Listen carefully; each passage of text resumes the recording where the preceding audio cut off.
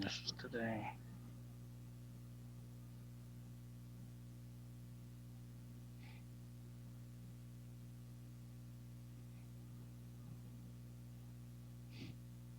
Got it. Oh, Okay. Welcome, everybody. Great to see everybody here.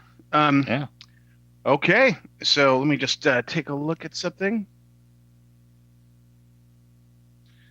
All right. We've got 17 attendees. Um, one sec.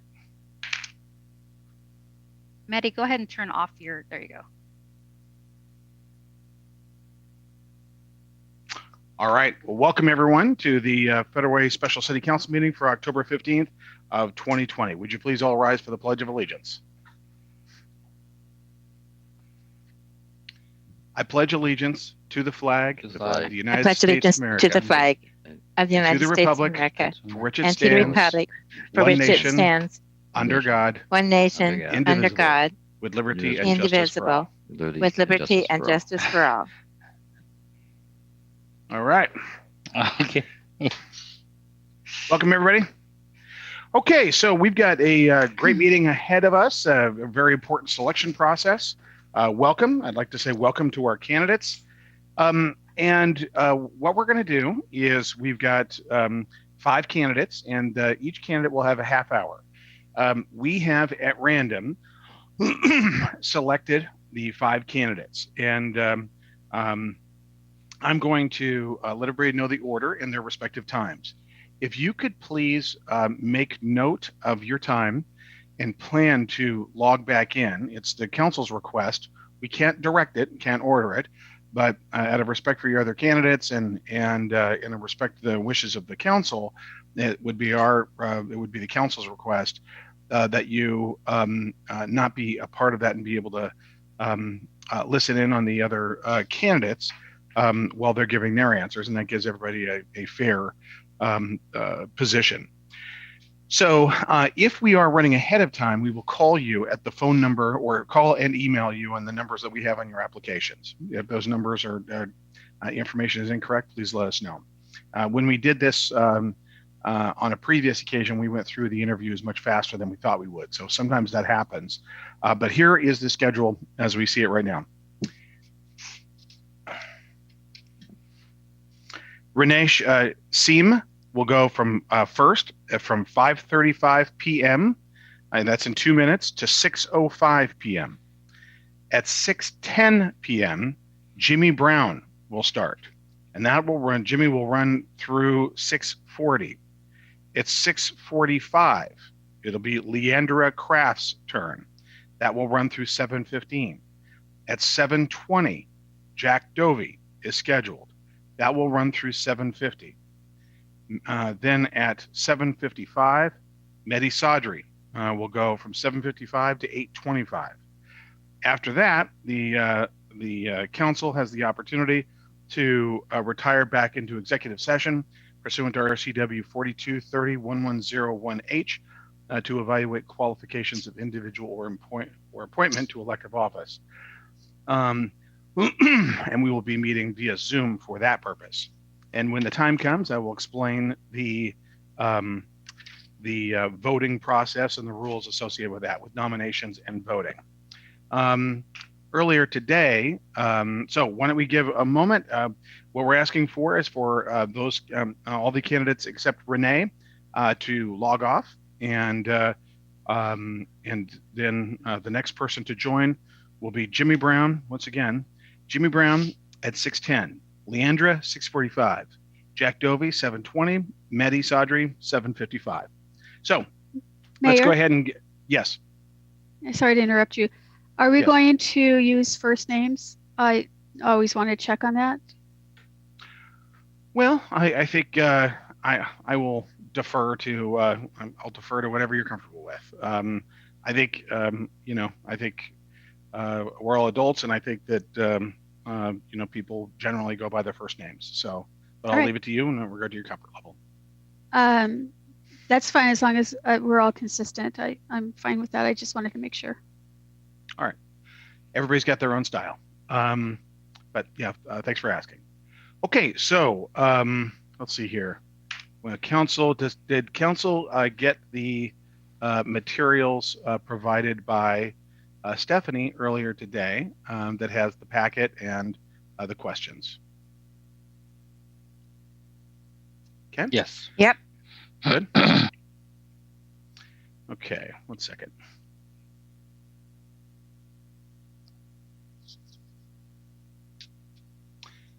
Okay, and the agenda is 2 pages.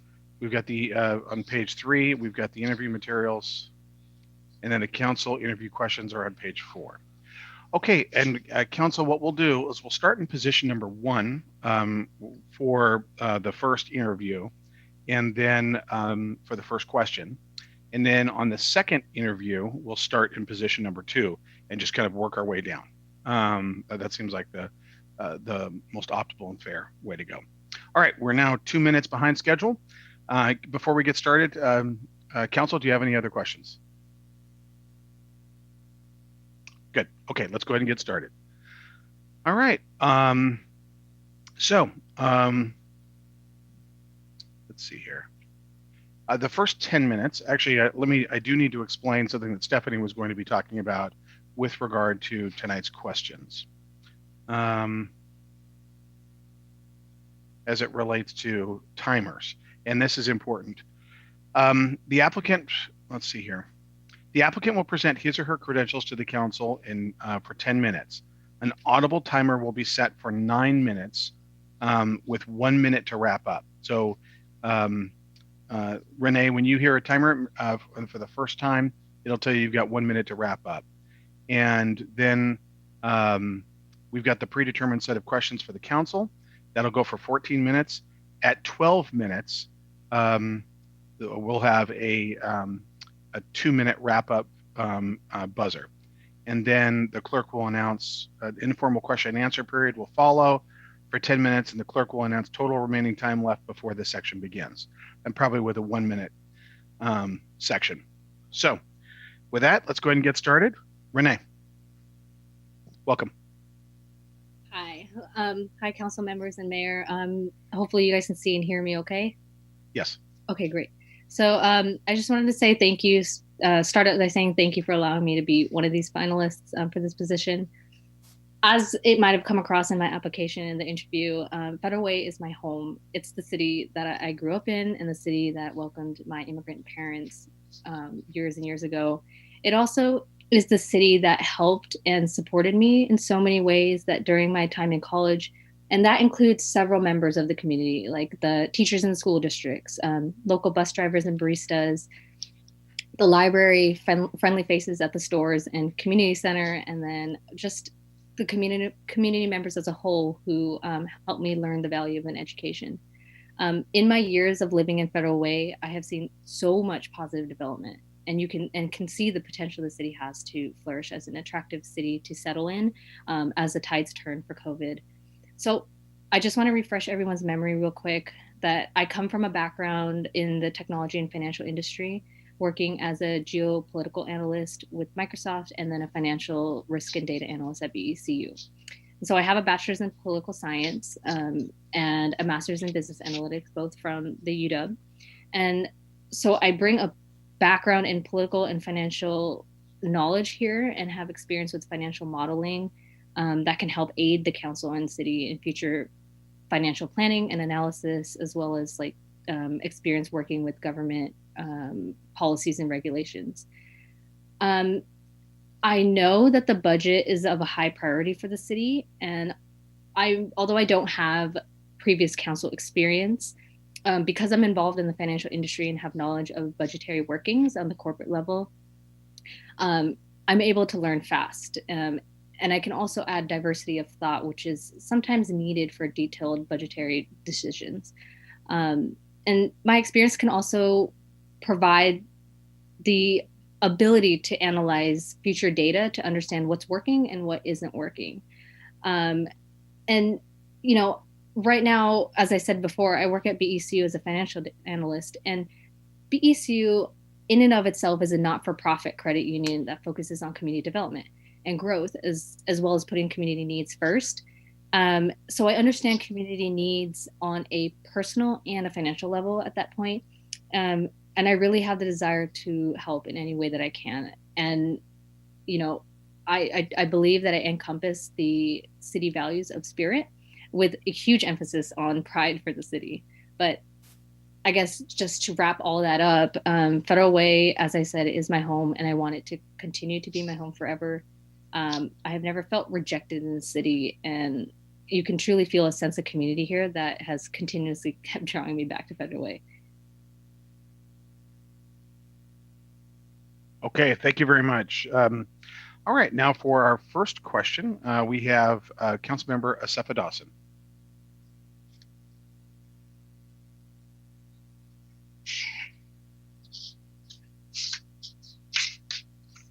Nope, we can't hear you, Lydia.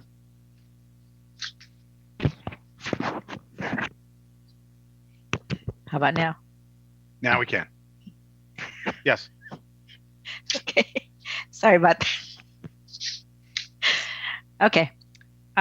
Welcome, Renee, and thank you for being here. My first question is, how do you think our city has responded to COVID-19?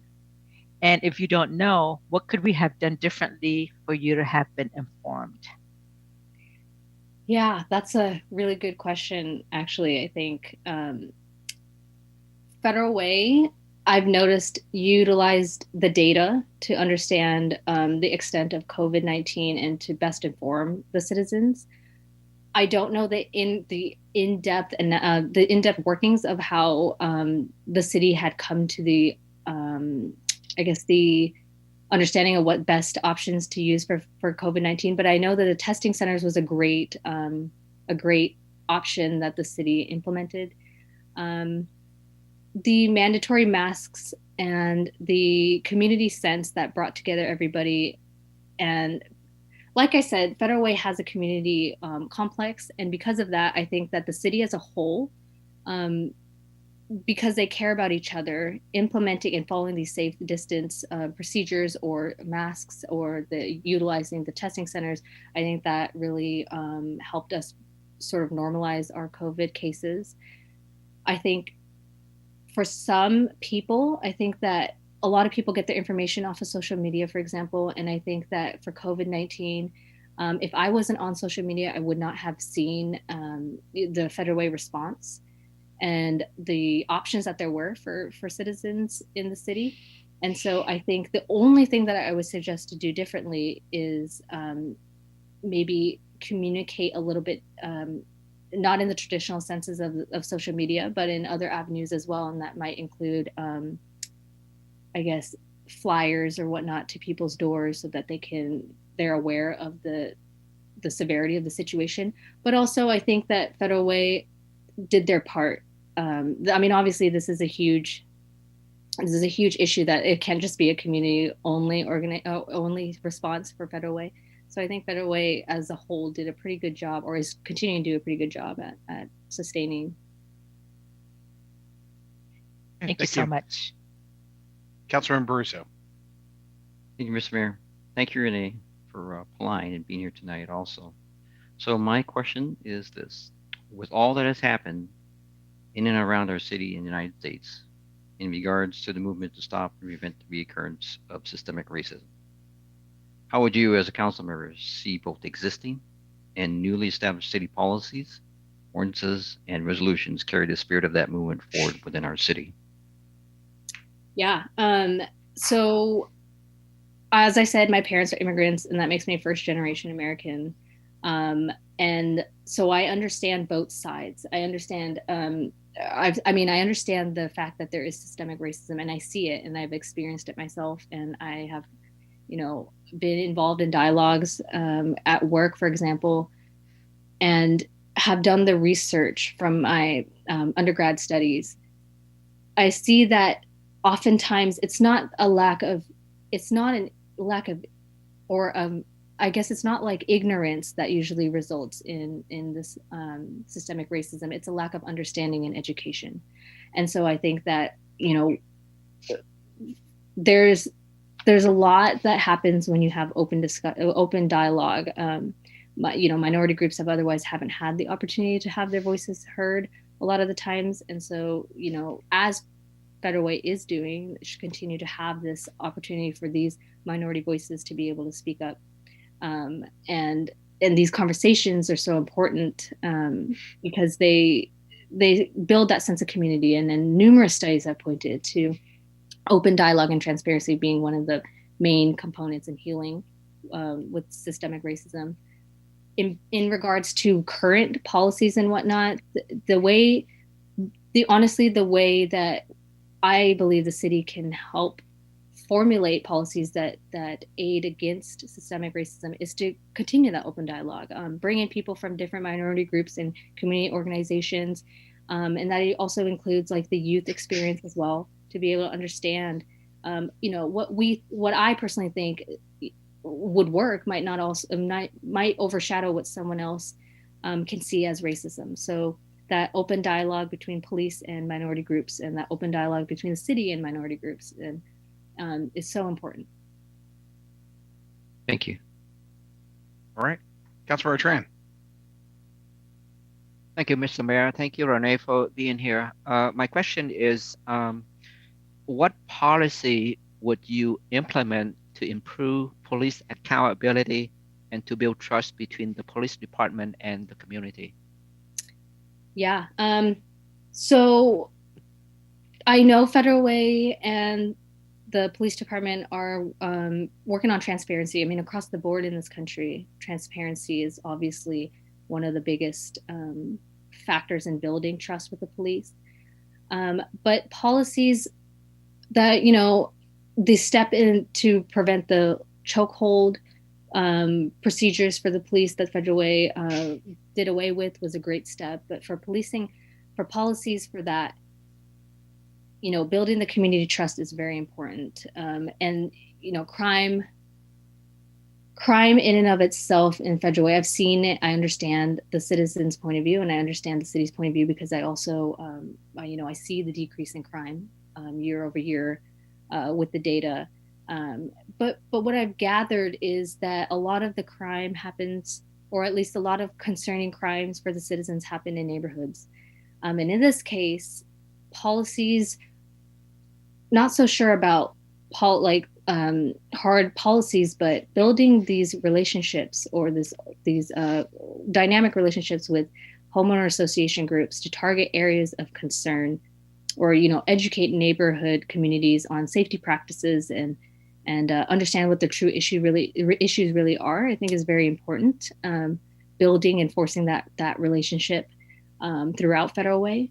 And it's just this open and continuous dialogue creates more understanding on the citizen side, where they can see firsthand the efforts that are occurring to combat crime and to see what the police are actually doing, and to build that community and trust within the police and whatnot. But this also creates a sense of community because everyone's sort of working together to understand each other and keep each other in check. Thank you. All right. Thank you. Council President Honda. Thank you. Thanks for being here tonight. So my question is this: what is your definition of downtown Federal Way, and what is your vision for downtown? As a council member, what steps would you take to implement your vision? Please be as specific as possible. Yeah. Downtown Federal Way, we are a suburb, obviously, and I see downtown Federal Way as a place where most of everything that you need is. And that includes, obviously you've got your shopping center, your shopping areas, your restaurants, but it also includes like the park that we have, with the transit coming in, the transit location, and downtown Federal Way, because of the location of the transit coming in or the light rail coming in, walkability is a huge thing. I think so, and just because Federal Way is increasing in population and in size, I think walkability is going to be very important with the influx of people that will eventually be coming here. But I also think that downtown Federal Way, with gentrification happening in Seattle and whatnot, and people moving closer down to the south to get affordable living areas, I think building a downtown that encompasses what a city downtown is sort of like, but not at the same time having it like a city, as in you have the space between buildings and you have the centralized location where people can go. You have all the amenities that they'd want. That would build up, coupled with the light rail, that would build up an attractive location for people to come to settle in. So as people move out of Seattle, providing that suburban but mix between a suburban and a city lifestyle in downtown would allow for there to be incentivizing people to come here and live in Federal Way. Specifically, ideally, you'd want to see, I think that having this, I guess, a branch of the city offices over there in downtown Federal Way would be beneficial. But I mean, it's not an end all be all at the end of the day. And I think that having a centralized location, which I think Federal Way as a whole is doing, is honestly probably going to be one of the more important parts of the city. All right. Thank you. Councilmember Moore. Thank you so much, Renee. Congratulations for making it this far. It's a big achievement, and you're doing great. So thank you for being here. Okay. So my question is probably the best. No, I'm kidding. My question is this. There will be a time where you're going to be pulled in many different directions as a policymaker. And at the end of the day, how do you govern from the middle? And a follow-up to that that's very similar is, how do you work with and advocate with both sides instead of just one specific side? How do you balance all of that? Yeah, good question, honestly, I think, because that is, I mean, just as an analyst or with my work and across the board, it's always been like that, sort of just getting pulled in different directions.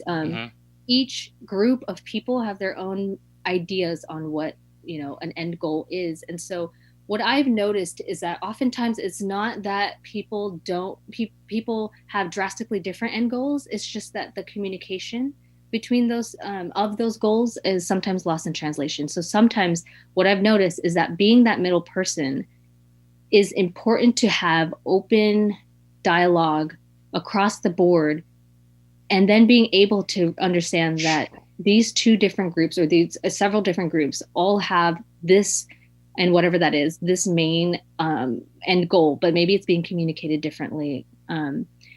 But in the cases that it's not, and each community group has different goals, or each group has different goals, having that dialogue and being that, person of contact between each group is important, because then you build the understanding of what each group wants. And then oftentimes at work, for example, I'll utilize meetings in a way where I bring one member from each of the groups, and so that we can all discuss what we actually want. And for policy purposes, and in the case of city council, I understand that those are going to be very drastically sometimes different opinions. That's where understanding, and I think as a council person, just understanding each point of view and validating those point of views, regardless of what you can do in that sense, is important to make people feel like they're being heard, that their opinions are being factored in. And so when you have opposing groups or whatever have you, I think being able to stay unbiased and understand in these conversations and understand each point of view and then come to your own conclusion is very, very important. But it also is important to validate these concerns and talk through a lot of the decisions or the goals, because sometimes I've noticed too is that when you talk through these goals, they shift. And so this communication, obviously, I think this is a theme through all my answers I've been saying, but communication, I think, is very, very important, and having a two-way dialogue and not just listening only or speaking only. Thank you so much. I really appreciate that. All right, Councilmember Kochmar. So I just want to give a Thank quick you. time check. We're right around that 2-minute mark now. We have 2 questions left. So just wanted to let Okay. you know. Okay, thank you, Renee. Thank you. What's more important to you? When I say you, I mean the city at this point, building low-income housing or attracting and keeping businesses in Federal Way? I think I'm going to say affordable housing is very important, but I honestly believe that the way to solve affordable housing is to engage in companies and utilize them to be able to help aid the city in the solution for affordable housing. A lot of the times, the solution for homelessness and affordable housing means building those relationships with those businesses by providing jobs, by providing taxes or paying grants to the cities to build up these housing efforts, but also by, bringing in businesses help provide opportunities and training. And it also just provides people the ability to see these jobs in the city and think that they want to do that one day. Because homelessness, I think when you bring in businesses, it's not just it's a community effort. It's not just a city effort, and so businesses, individuals in the community and the city altogether, I think, need to work hand in hand to solve the situation. But bringing businesses in is very important to also stop homelessness from continuing. Thank you. Okay. And then the next, do we have, now I think we open it up generally to the entire council? Yes, Mayor, we And have let about me- 8 minutes left in this segment. So yes. Okay, council, raise your hand and I can call on you in order. If you have got individual questions. I have my hand up. Oh, I meant virtual hand, but yes, Council President Honda. Okay, I'll do that next time. All right. Renee, where do you see the city of Federal Way in 10 years? Yeah, I see Federal Way as, honestly, wouldn't say the size of Seattle or at that capacity at all, but I do see it as it becoming an attractive location for people to move to. At the rate that Federal Way has been going, I think it's becoming very diverse across the board. And I think that the efforts that are happening to build it into a city that's attractive to all types of people, I think that we're going to start seeing a lot of, hopefully in 10 years, businesses coming in, more businesses coming in, and more people of different backgrounds coming in. I know that I briefly touched on this in my application, but I was stating that around, I believe the percentage was 66% of people working in large cities like Seattle would relocate to a suburb if given the opportunity to work remote. So with COVID happening, and hope that it's not going to be a 10-year situation, but people are starting to look for more affordable places to live. There's a huge percentage of people looking to buy homes now. And so moving out of the city into smaller suburbs is starting to become a trend. And, I think that in 10 years, we should see that Federal Way is going to become an attractive city to settle down in. And obviously, the development of the downtown core is going to happen. And so that's going to obviously be an attractive reason to stay in the city. The light rail is going to be a huge thing to attract people to the city. And then, when it comes to police and youth, for example, I think, if we focus on community oriented policing efforts, then, from that perspective, it would make Federal Way a little bit more of an attractive location to settle in, because it would show that Federal Way is really more compassionate than some other cities might be. And then from a financial aspect, people are looking to save money by moving to the suburbs. So I think that we'll see a lot of people from different communities coming here, and I think that new jobs are going to open up around here, because as you see people coming out of these bigger cities or Seattle, the talent will come here. And if the talent comes down this way, then jobs are going to come down this way. All right. Thank you. Councilmember Brusso. Thank you, Mr. Mayor. Renee, you answered Councilmember Dawson's question, excuse me. But you mentioned something there that's kind of piqued my curiosity, and you made a statement that said the Federal Way has a complex.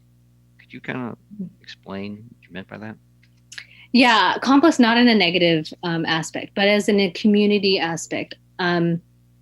So when I worked at Microsoft, I actually moved to Bellevue to be closer to work. And Bellevue is very, very diverse, as most people know. But I didn't feel like it was at the same time. And it just had this itch to come back to Federal Way. And so obviously I'm back here. But it's because Federal Way has this community that other cities just don't have. They have this, and complex might have been a bad word to use, but it's a community sense of being, I think.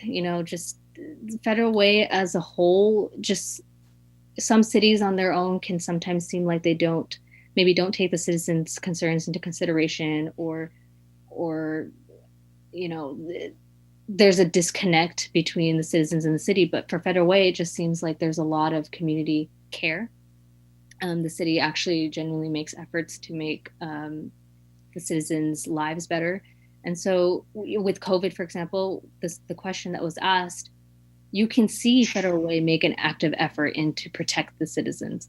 And this was a community response. This was put the citizens first response. So that's just, you can see the community trust that exists in this city.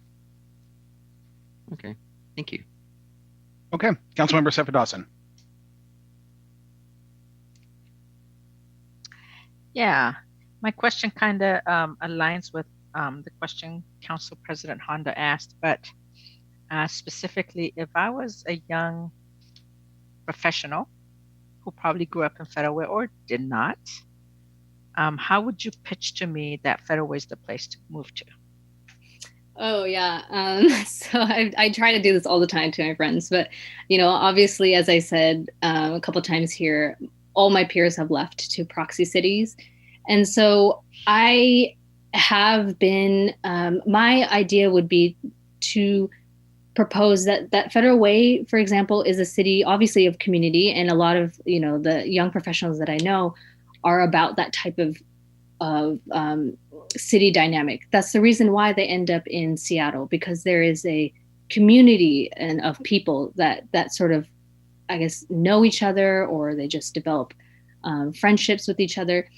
Young people also are looking for opportunities, and I think that with UW Federal Way slowly coming into Federal Way, I think that would attract a lot of young people to the area. And then building those relationships with companies through UW Federal Way would incentivize people to come here.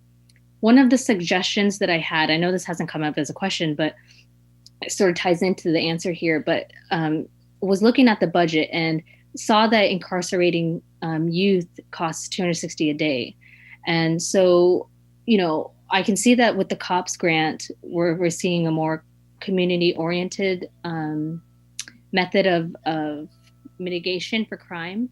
But if we, instead of, for certain situations, if certain crimes, if we, instead of arresting those individuals or those youths and use that money that we would save for community programs, then that would incentivize young people to come here. And the reason why I say that is because a lot of people, at least the youth that or the young professionals that I know, are more inclined to diverse methods of incarceration or policing or city methods and as a whole. I mean, this is, in a way, it's kind of like innovative, and that is a lot of what the youth or the young professionals are looking for. Thank you so much. Thank you. I think we're at 6:05 right now. What time do you have, Stephanie? Yes, Mayor, we're at the timer. Okay, great. Renee, you did a great job. Thank you so much. Thank you. Thank you very much. All right. Okay. Now it's time. Well, actually, we've got 5 minutes before Jimmy Brown starts. We can take 5 minutes for notes. And I saw that Jimmy joined us. So Jimmy will be with you in just a couple of minutes. Perfect. Thank you.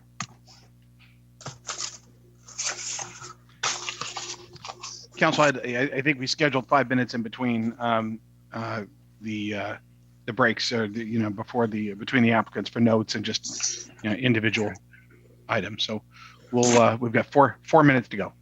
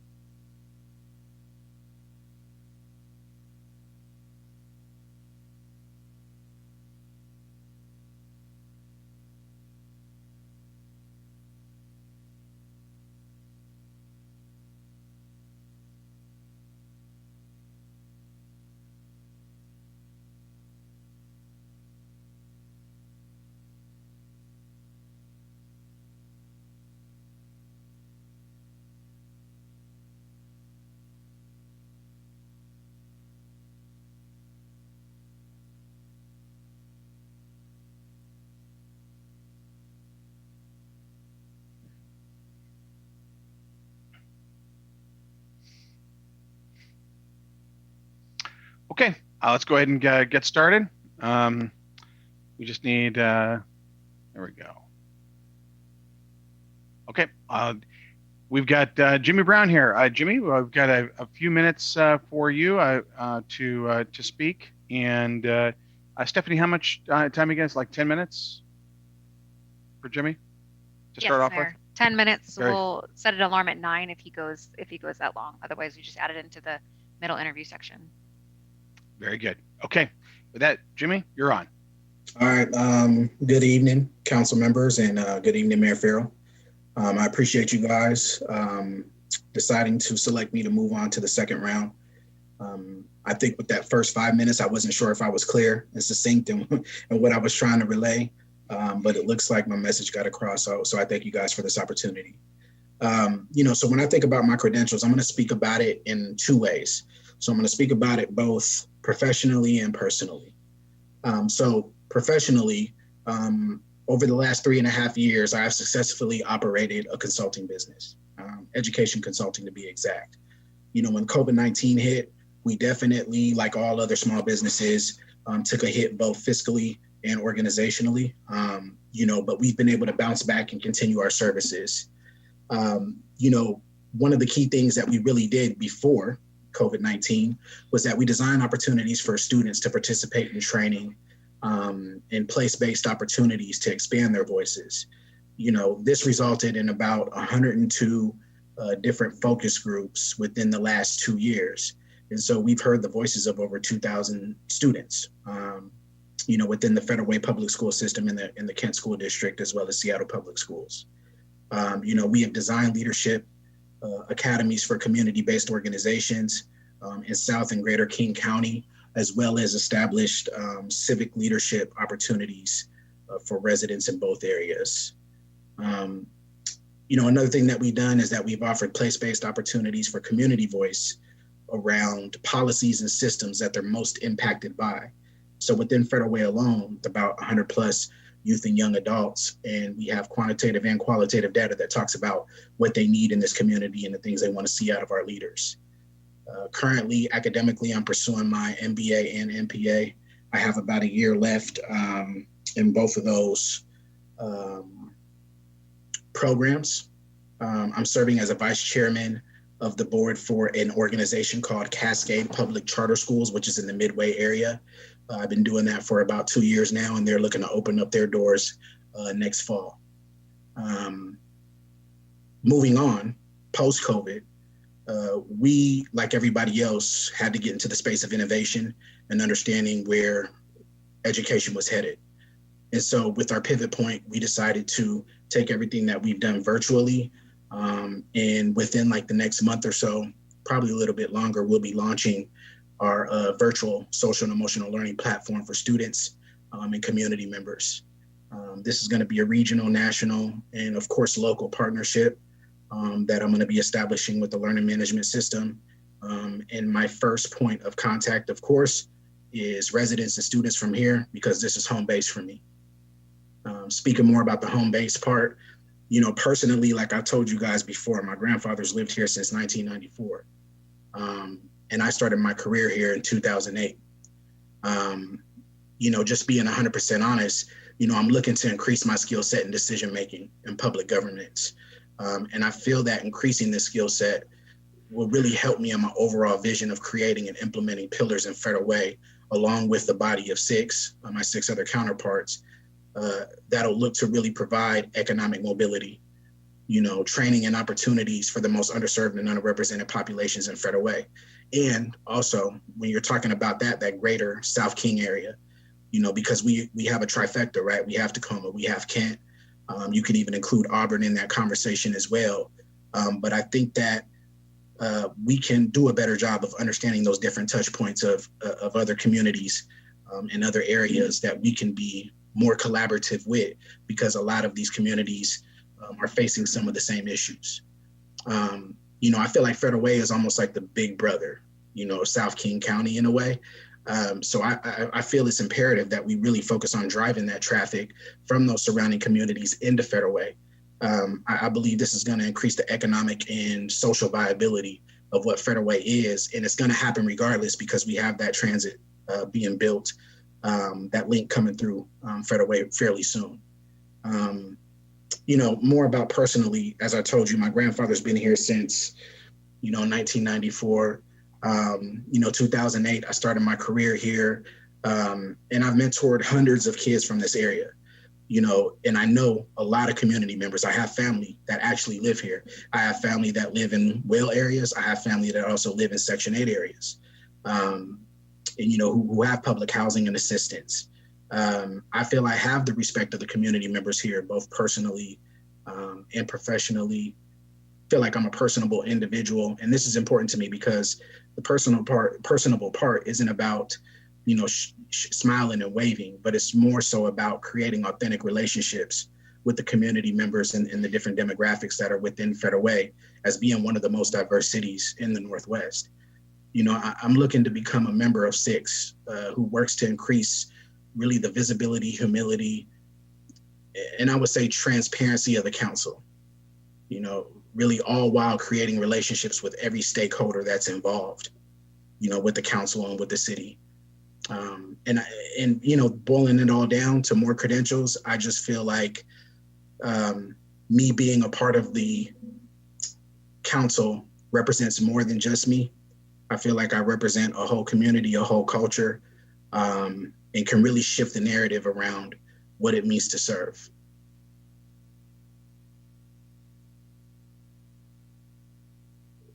Sorry, Mayor Farrell, you are muted, sir.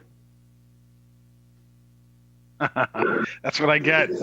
I forget, Okay, thanks, Jimmy. Hey, so normally we're going in the order of the council members and their order of position, but we're also kind of staggering it for each, to start at the next one down the line. So right now that means Councilmember Baruso, it's your turn to start off. Thank you, Mr. Mayor. Thank you, Jeremy, for applying, and also congratulations on getting this far too. So I know how it is. Thank you. So my question is this: with all that has happened in and around our city and the United States in regard to the movement to stop and prevent the reoccurrence of systemic racism, how would you, as a council member, see that both existing and newly established city policies, ordinances, and resolutions carry the spirit of that movement forward within our city? It's interesting. I heard a public comment the other day about putting a position of diversity, equity, and inclusion, some type of director or somebody of that nature within the city. I do believe that positions that aim to enhance equity and inclusion are important. So just thinking about that, I do believe that that's an initiative and something that the council should really consider and move forward on. Just being transparent. When you think about social injustice, right, it's really economic injustice. And so what we have to really start doing is dialing back and understanding the need recognition of the residents that are being most impacted by that social and economic injustice. And so we have to do our homework. We have to not assume that we know what's happening, but go find out what's happening. And from there, start establishing policies that look to really prioritize what the needs are. So, when you talk about housing, really understanding that housing is a top priority, because if I have a place to live, I can also be comfortable in a place to learn. Really looking deeper at economically what we have in front of us, with collaborating with existing partners, not only education partners like the Federal Way Highline Community College that's looking to establish out here, or UW Federal Way, but looking to lock in on a lot of our big businesses, because we are a city that has a lot of, I'm sorry, the words are slipping me, but businesses that really work in, I guess I could say, unionized ways, local laborers, things like that, big businesses, really establishing relationships with them so that they can really help fund equity and inclusion opportunities out here. And then becoming more involved in how we see ourselves in the work. And what I mean by that is, when we talk about social injustice, it's such a broad term that each of us have. I imagine each of you have a seat on a committee. So what is that committee doing in particular to really talk about what social injustice lie within that particular policy system or committee? Thank you, Jeremy. Thank you. Okay, Councilor Tran. Thank you, Mr. Mayor. Jimmy, thank you for being here. My question is this: what policy would you implement to improve police accountability and to build trust between the police department and community?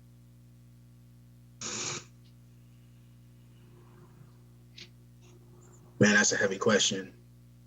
I think, I'm not sure, to be 100% honest with you. I mean, because if I speak about a policy that I feel would be, well, okay, 100% honesty, a policy is not going to fix the problem. The issue is deeper than policy. It has to be an internal understanding within that department of what's going wrong and going right. And that can be whether or not equity becomes a part of their foundation. So similar to public school systems, some have like a 0,000 series, which talks about equity. So equity is the foundational piece of how they build all their other policies. With police department has an equity policy that establishes their bottom line framework of how they build out trainings, pay, recruitment, anything else that goes into how they do what they do.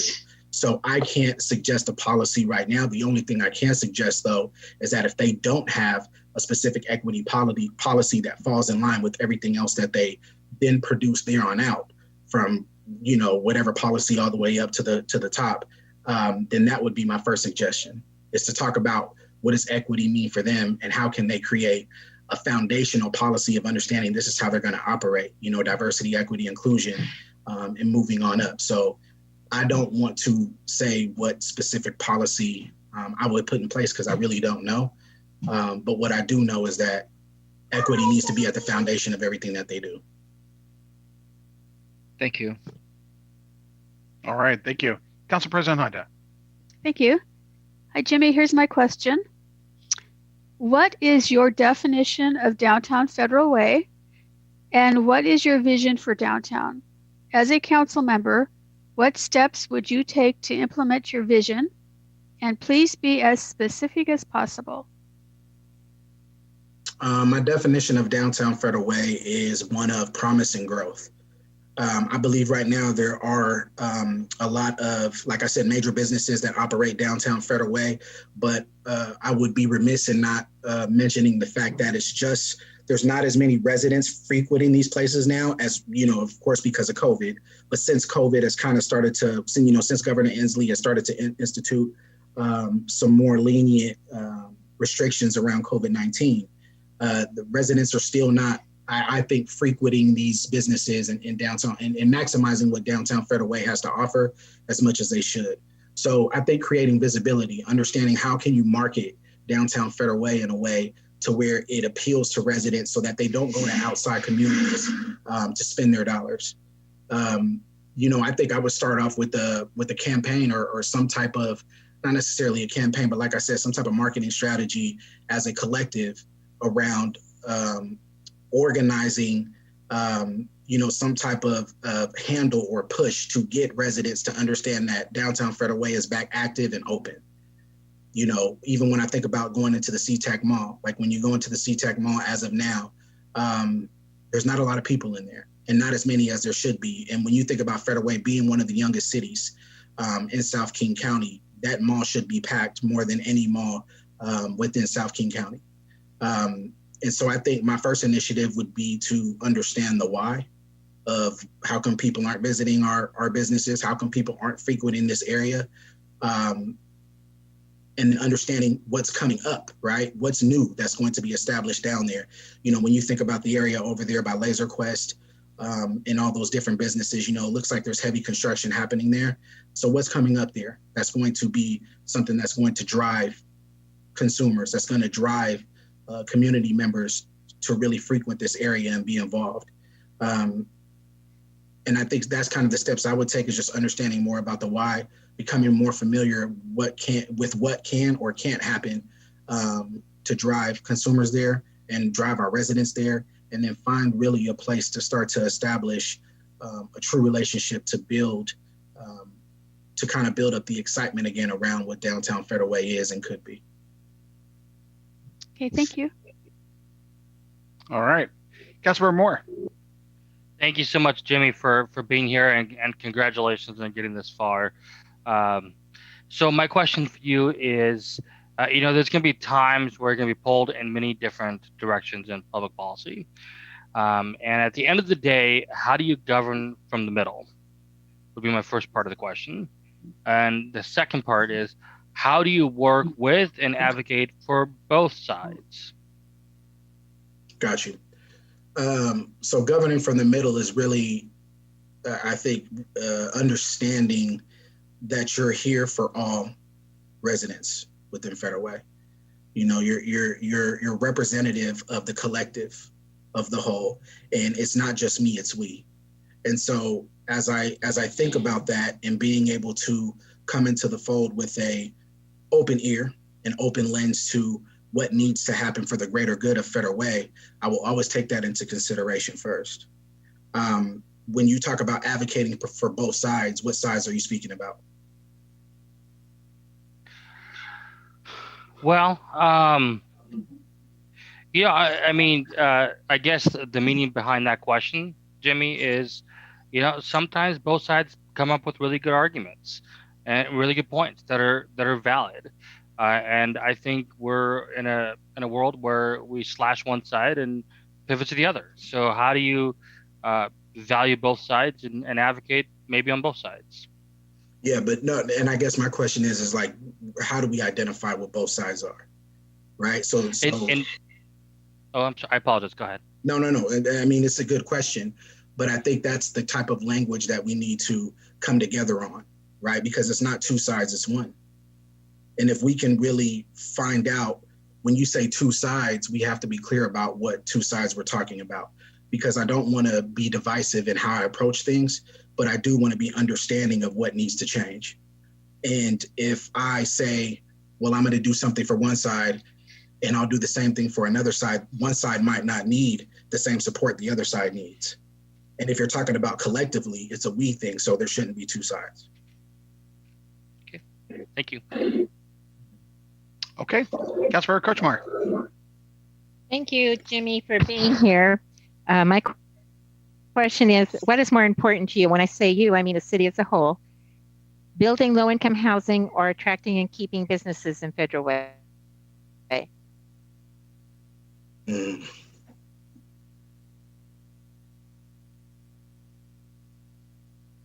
And I have to choose one. Okay, if I had to choose one, I mean, I would say the level of importance is building low-income housing. And I say that because if you have a place to stay, then you start to understand what you need your basic needs met. Like everybody needs our basic needs met. If we don't have our basic needs met, we will not be able to produce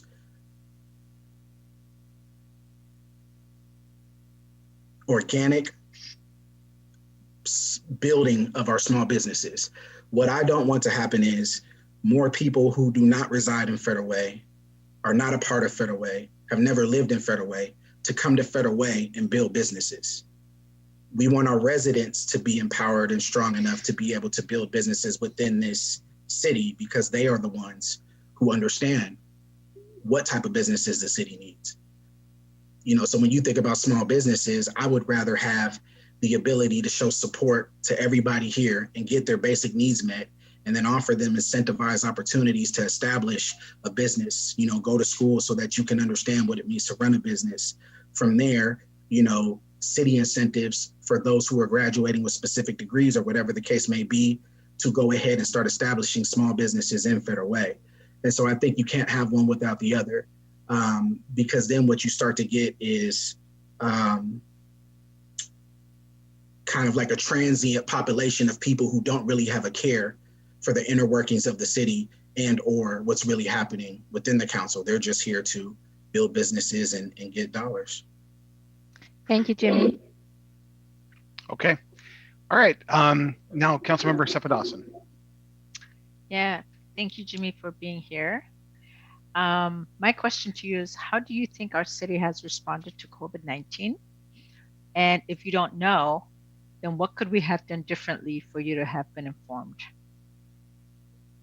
No, I think the city has done a good job to responding to COVID-19. You know, when I think about the mayor's decision to, you know, first having to drop the FTEs of certain positions and then circling back around and finding the way to, you know, get funding to increase those positions again, being creative about keeping staff on, you know, specifically when you talk about human services and things like that, you know, keeping staff on for them to be able to still take care of their families.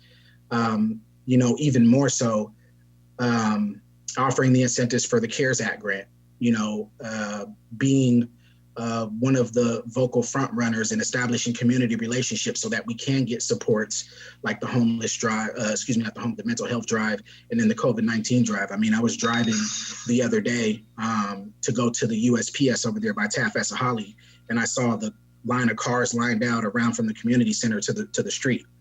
So I think those are really key things that show that, you know, the city is in solidarity with the community and wants to look to really help people bounce back from COVID-19. Okay. All right. Thank you. Okay. Now we're going to open it up to general questions of the, how much time do we have, Stephanie? Mayor, we were just right at our end time there. So I was trying to have my timer go off at the 2 minutes and it wasn't picking it up on the microphone. So we have about 10 minutes left in this section. Very good. Okay. I've got a Councilmember Cephedasan, your hand is up electronically. Did you mean for it to be up? Yeah. Very good. All right. You're up. Okay. So sorry, I'm asking you back to back, Jimmy. That was not the plan. Yeah, no worries. When you were answering one of the questions, you talked about businesses to help fund equity and inclusion. Can you elaborate on that just a little for me, please? Yeah, I think that we need to, really start to understand what social responsibility all of the big businesses in Federal Way have to the overall community. So for instance, thinking about somebody as big as like a Costco or, you have Home Depot, Lowe's, those are some big businesses that we have here, as well as the other ones. What are they doing to increase the dollars for the community members inside of Federal Way, specifically those impacted by the social injustices Councilmember Barroso was speaking about earlier? What is being done in collaboration with the city, to offer incentives, offer jobs, or go around and do some type of initiative to help increase, housing assistance, to help increase renters assistance, to help, establish incubators or grants for community members impacted by social justice to never need assistance again. When you talk about economic mobility, economic empowerment, things like that. So I would just want to know more about what is being done on the front and what conversations are being had from a city level with those bigger businesses around helping to stop social injustices and things like that in Federal Way. Thank you very much. All right, Council President Hunt. Thank you. Jimmy, based on your answer to that last question, do you think then that the big businesses in Federal Way, which would perhaps be Costco or I think you mentioned Lowe's, should then be taxed to provide funding, to provide low-income housing and school and the other things that you mentioned? Or how would you see them doing what you said that they should be doing? Mm-hmm. Okay. Historically, taxing bigger businesses to do that type of work hasn't been very effective. And when you tax a bigger business, you're giving something else up in the long run. So I guess what I would do is just really probably sit on that a little bit more to really think about what that could look like, because I want it to be innovative in a way that it's more of a partnership in this happening versus a shift in policy or governance that's going to get them taxed. Like, I would want to really sit down and collaboratively talk to them about what that looks like. And so when you think about it on a city level, so for instance, like you have smaller initiatives in cities like Seattle where they're working with the big businesses to fund a specific, pilot opportunity for, residents to participate in, providing technological assistance like computers and things like that, right? That's one way, right? That's increasing, equity around, access to tech, things like that.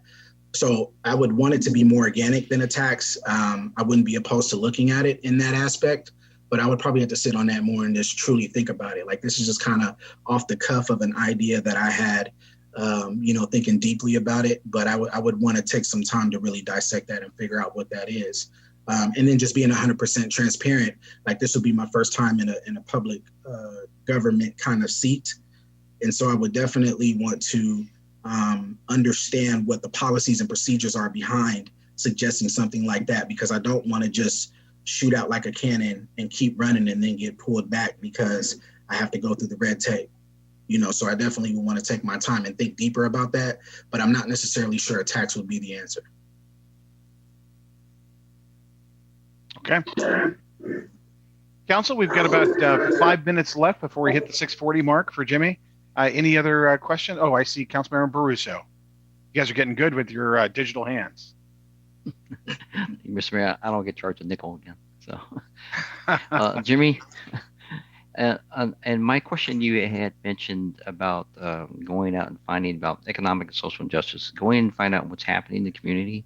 Could you frame that and tell me how that could be done? In which ways you feel that could be done? Whether it be organizations going out, whether you assign someone or you're working with other organizations to find out these things. What's your idea on that? Yeah, I would say we would just look at specifically what I would probably go through the committees first. So understanding each committee and their capacity when it comes to who's already in the community that's a part of these committees and what their passion is for getting more voice around what they want to see economic and social justice like in that specific committee. So if I was to give an example, when you think about the housing committee that is here in the city, one of the hot topics, of course, is affordable housing, renters assistance and things like that. So who's already on this committee within Federal Way that a specific council member can work with that can go out and help get voice? I know we don't have the time necessarily to go out and hear all these voices and do all this work. Some of us do, some of us might not. I guess it all depends on what your situation is at this time. But really latching on to build this within the framework of the committees, and then looking to establish those community partnerships and relationships with people who are doing the work on the ground. Because I know there's already great work happening in Federal Way. And so really going deeper and establishing more of a framework with those specific community-based partners will get us access to the voices that we need to be able to get them to tell us more about what's going on longer than just the current 3-minute open session that we have with community comments. Okay, thank you, Jerry. Okay. We got 2 minutes left. Council, anything quick for Jimmy? I heard something in the background. All right, Jimmy, great job. Thank you very much. And you really appreciate you applying, and congratulations again for making the top 5. All right, thank you guys. All right, good job. Have a good evening. Okay, we're next going to have Leandra Kraft. And actually, we've got 7 minutes before her time start, but is Leandra on yet? She's not, Mayor, but we can call her and get her connected if you want to start a little bit earlier. Why don't we wait? Let's just wait a couple of minutes and see if it'll just happen organically. And that'll give council maybe a couple minutes, but we may not have to wait the whole 7 minutes. Let's hang out for a couple minutes. Okay, sounds good. Okay, council, you're doing a great job. Oh, Stephanie, could you log back on real quick? Yes, sir. I did get, thank you. You're right in the next room. But yeah. I want to make sure that council can hear this as well. So I understand that your timer is being kind of drowned out. It's being edited out. So I think Zoom, I asked Jason, my tech guy here, and he's saying I think Zoom is editing it out. So I'm going to have to tap the microphone so it picks up my microphone to hear the timer. I've changed the tone because I thought maybe it wasn't hearing the tone. But you know what? Maybe you've got it for every, you're in the conference room next door and I got Bill outside my office. Maybe we give it to Bill. We put it out here in front of, we have Bill do it and then I'll hear it and I can kind of, that help works out. too. All right. Okay. I'm sure everybody's glad they got to hear that. Okay. Well, we'll wait for a couple minutes, guys. Well, I'm glad Yes. you worked out the problem. I didn't know that there was a problem, so I'm glad you worked it out. I think it was just a concern. I think everything was, we're right on time.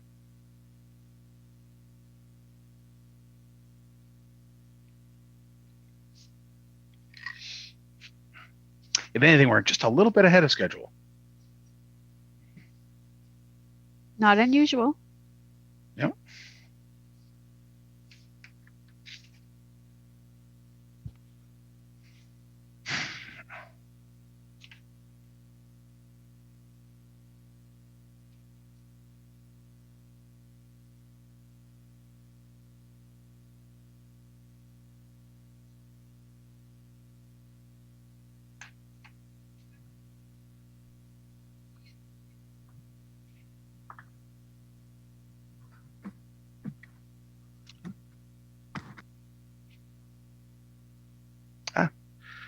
Hi. Let's see. Hi, Landra. How are you? Good. How are you guys doing? Good, good. If it's okay with you guys, I've got 6:41 right now, and maybe as soon as we get Martin back, we can go get started. Is that okay?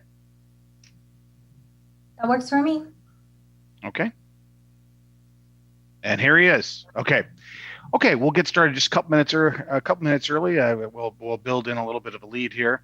Well, Leandra, we're going to have you get 10 minutes to start off with. We'll give you a couple minutes. I think we'll give you a warning of like a beeper if you can hear it. And I'll just may say 1 minute.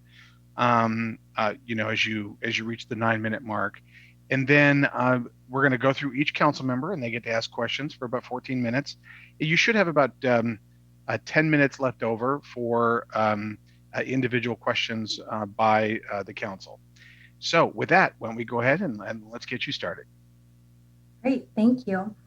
Thank you. Good evening, Mayor and council members. I am honored to be one of the 5 finalists for your consideration. And I first want to just say thank you for taking the time to interview us all more in depth.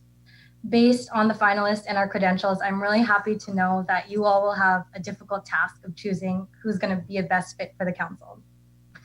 To start, my name is Leandra Kraft. I am a wife and a mother to a fearless 1-year-old daughter. I am proud to be the daughter of immigrants and the first in my family to be an attorney.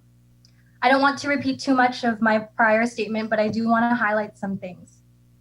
First, I've lived in Federal Way since I was a young child, and I grew up in and around this community. Federal Way is responsible for who I am today because the community helped nurture my larger goals. I remember volunteering at the community center when it first opened in 2007, and since then I've seen many more positive developments in the city. While I was in law school, I remember spending hours in the 2 King County libraries, stressed out and studying for the bar exam. In Federal Way, I've always felt like I had space to grow. I've seen how Federal Way has developed and become a larger, more diverse city. Part of the reason why my husband and I chose to purchase our first home in Federal Way is because the city has the convenience of a larger city, but the community still feels like a small, welcoming town to us. We appreciate that Federal Way's community is diverse and has a variety of beautiful parks for us to visit as a family. I am a deputy prosecutor for King County and have been since graduating from law school in 2015. Prior to my current position at the prosecutor's office, I have also worked in the district court unit, so prosecuting misdemeanor cases, in the Involuntary Treatment Act court unit, which is basically keeping people safe in the hospital when they pose a danger to themselves or others. I've also worked in the mental health court and regional veterans court, giving people with mental illnesses structure and the potential opportunity to reduce their charge. And I've also worked in the felony trial unit, prosecuting low-level Class B and Class C felonies. Currently, I hold 2 positions in the prosecutor's office. My primary role is working for the Law Enforcement Assisted Diversion, or LEAD program. And in that role, it gives me the experience in working with a wide variety of people and organizations. It's helped me learn how to come to a mutual understanding with different stakeholders who can each really have their own strong opinions, and to get to that mutual understanding, we can get real work done. One of my personal goals when I first accepted the position as a lead prosecutor at my office was to bring more resources to South King County. I am proud to say that I helped develop and implement the LEAD program in the city of Burien. Burien is the first LEAD site in King County outside of the city of Seattle, and I'm happy to say that after spending most of 2019 planning, I was lucky to be present for the first operational meeting in June 2019 when I was 6 months pregnant. My other role in the office is being one of 2 point people for hate crimes cases. And in this role, I'm one of the first points of contacts for victims and one of the main contacts for community members to voice their concerns. I am also one of the main contacts for law enforcement in case development for potential hate crimes cases in the county and federally. I would be a valuable addition to City Council because I have relatable personal experiences that give me a unique perspective, and I have invaluable knowledge based on my professional work. My current job is really centered on building and developing relationships in communities with law enforcement and with first responders. In my prior statement, I mentioned that my vision of Federal Way is proactive planning, bringing greater resources to the area, and uplifting the youth. Since my applicant statement, I've taken the time to virtually attend the City Council meetings, the special budget workshops, some other community meetings. I've picked up a physical copy of the proposed 2021-2022 budget and read all 298 pages. And I'm not saying that I understand everything in the budget, because I don't, but I want you to know that based on my professional background, I am a quick learner and a detailed worker. I also want to say how grateful I am to the finance director who graciously answered my questions about the budget. After having a better understanding of Federal Way's current budget and reading through the proposed budget, I want to expand on some of the ideas that I previously mentioned. First, proactive planning. That to me means developing more sustainable revenue by maintaining current businesses and attracting more businesses to our city. At last week's City Council budget meeting, the Economic Development Director mentioned that the department has had the same budget since 2014, but has also been able to supplement areas from staff and grants since 2018. The department has done a great job in keeping key businesses in the area, and it sounds like we'll be getting more businesses to look forward to. One way City Council can help attract more businesses to our area is to partner with the Greater Federal Way Chamber of Commerce and develop a strong online presence and determine what land and zoning regulations are helpful or hurtful for businesses. The Discover Downtown Federal Way is a really well done website, and I understand it does bring in significant inquiries to the city. I personally feel that council should continuously do more to promote that website, because when I first went to it, I was amazed at how well done it was. Another aspect of proactive planning is making the city attractive to potential businesses. And this leads me to my next goal of greater resources in our area. In order to attract more businesses, we need to do something different to address our current homeless crisis. This is obviously an issue county-wide, but according to the Regional Homelessness Authority's 2020 Count Us In annual report, our region of South King County is 16% of all homelessness in the county. That means that we're second only to Seattle. I was really proud and happy to hear that the Fusion Family Center just opened. However, we do need more resources in the area to more effectively respond. And resources are much more than just having more shelters. Obviously, an area of my personal expertise is thinking through and implementing alternative programs in partnership with law enforcement. I think that Federal Way would benefit from taking a look at what our police department and our municipal court can do differently to address the homelessness issue while holding offenders accountable.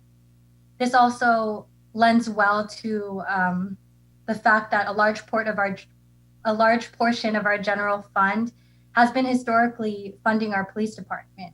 So creating non-traditional criminal justice responses could lower court costs and could give our officers more tools to effectively respond. Finally, uplifting the youth while helping their families. One way we can uplift the youth is by having council partner with the school district.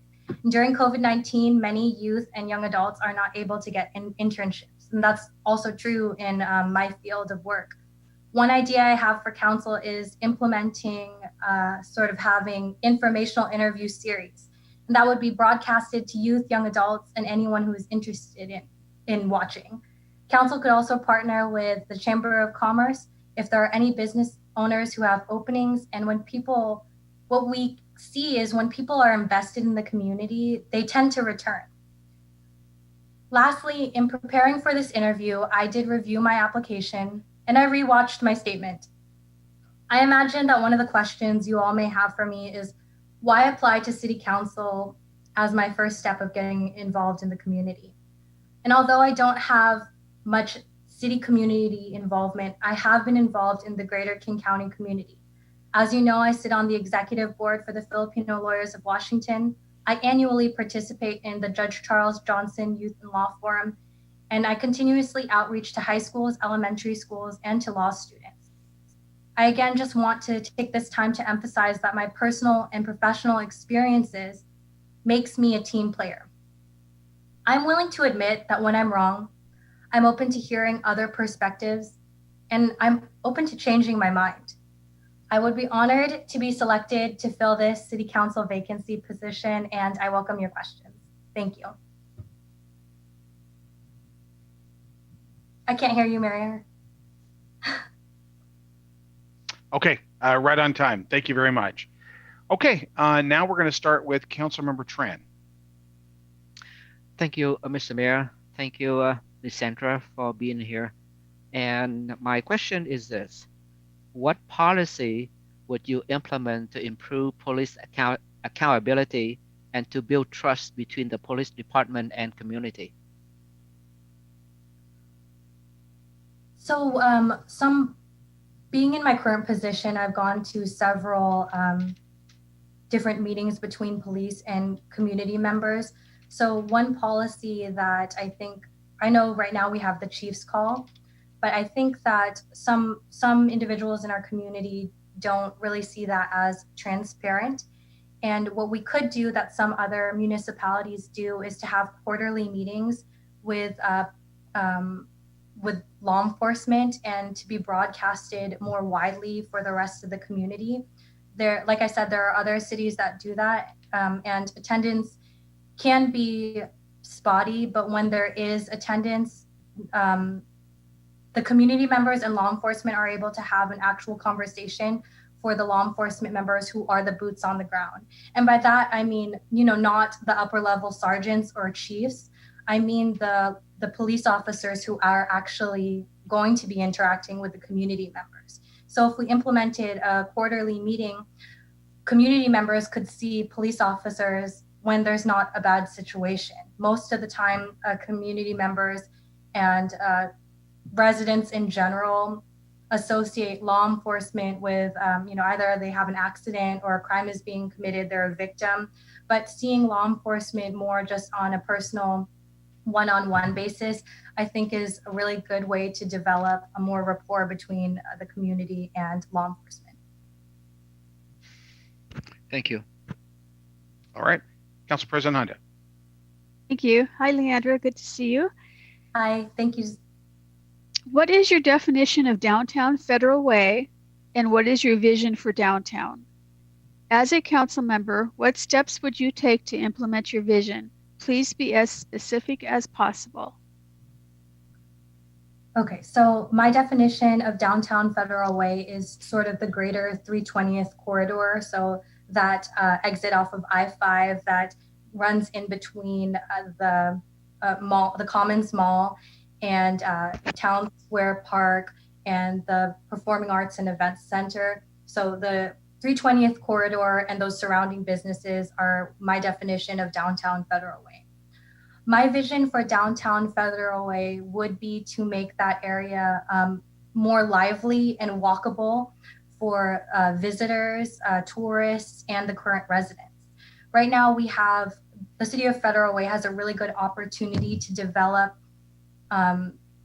the business areas that are next to sort of where the light rail station is going to be. So where the Azelles is, there's I think there's a new it's the World Rotary. They have it's a restaurant that was going to launch, but then COVID happened. They are still open, but if we take time to develop the area where the light rail is going to be and make it more walkable between where light rail is and where the Performing Arts and Events Center is, it would make that area more attractive for different events to actually happen at the Performing Arts and Events Center. So other people living in other cities could easily take the Sound Transit, get off, go to the Performing Arts Center.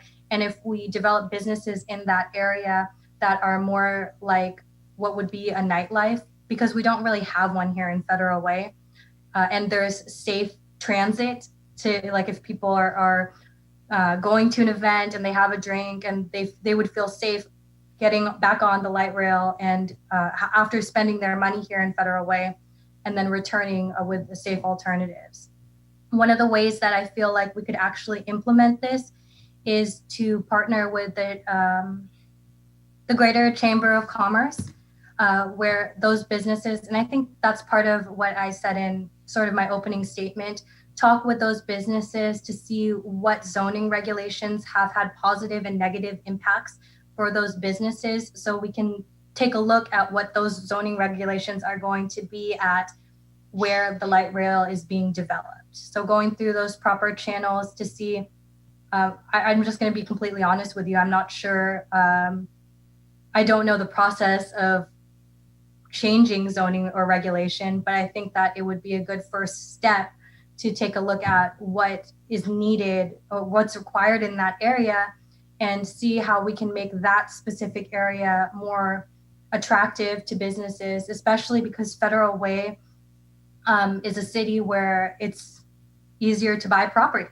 So I feel like that's already a positive, that our positive aspect of starting a business here in Federal Way. Thank you. All right, thank you.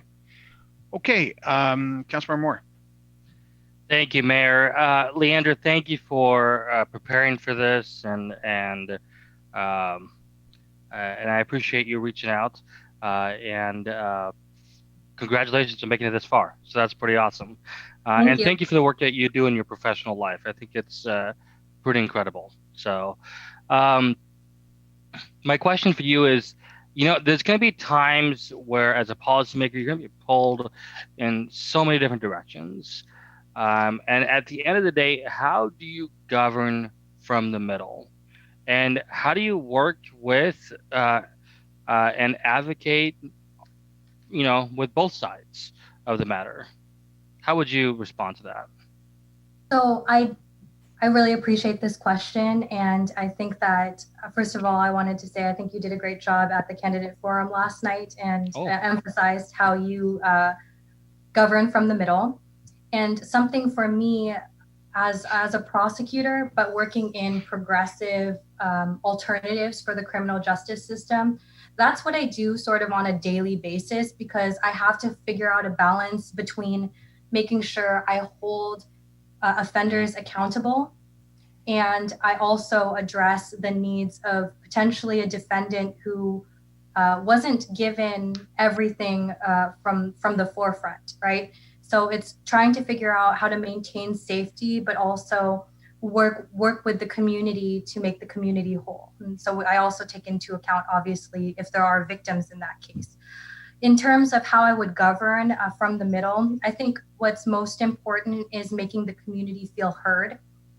And for me, I have been in a lot of different situations where in a case, like the victim is not necessarily going to get what they want, right? Or I may take something to trial and I may lose.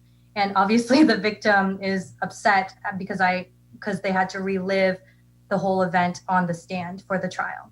But all of that to say is that when somebody feels heard, to me, that is the most important thing, because sometimes it's just being able to take the time to talk to different community members, to take into account their position, and then to make sure that when we would make decisions, or when I would make a decision as a council member casting my vote, I would take the time to really think what would be best for the community as a whole.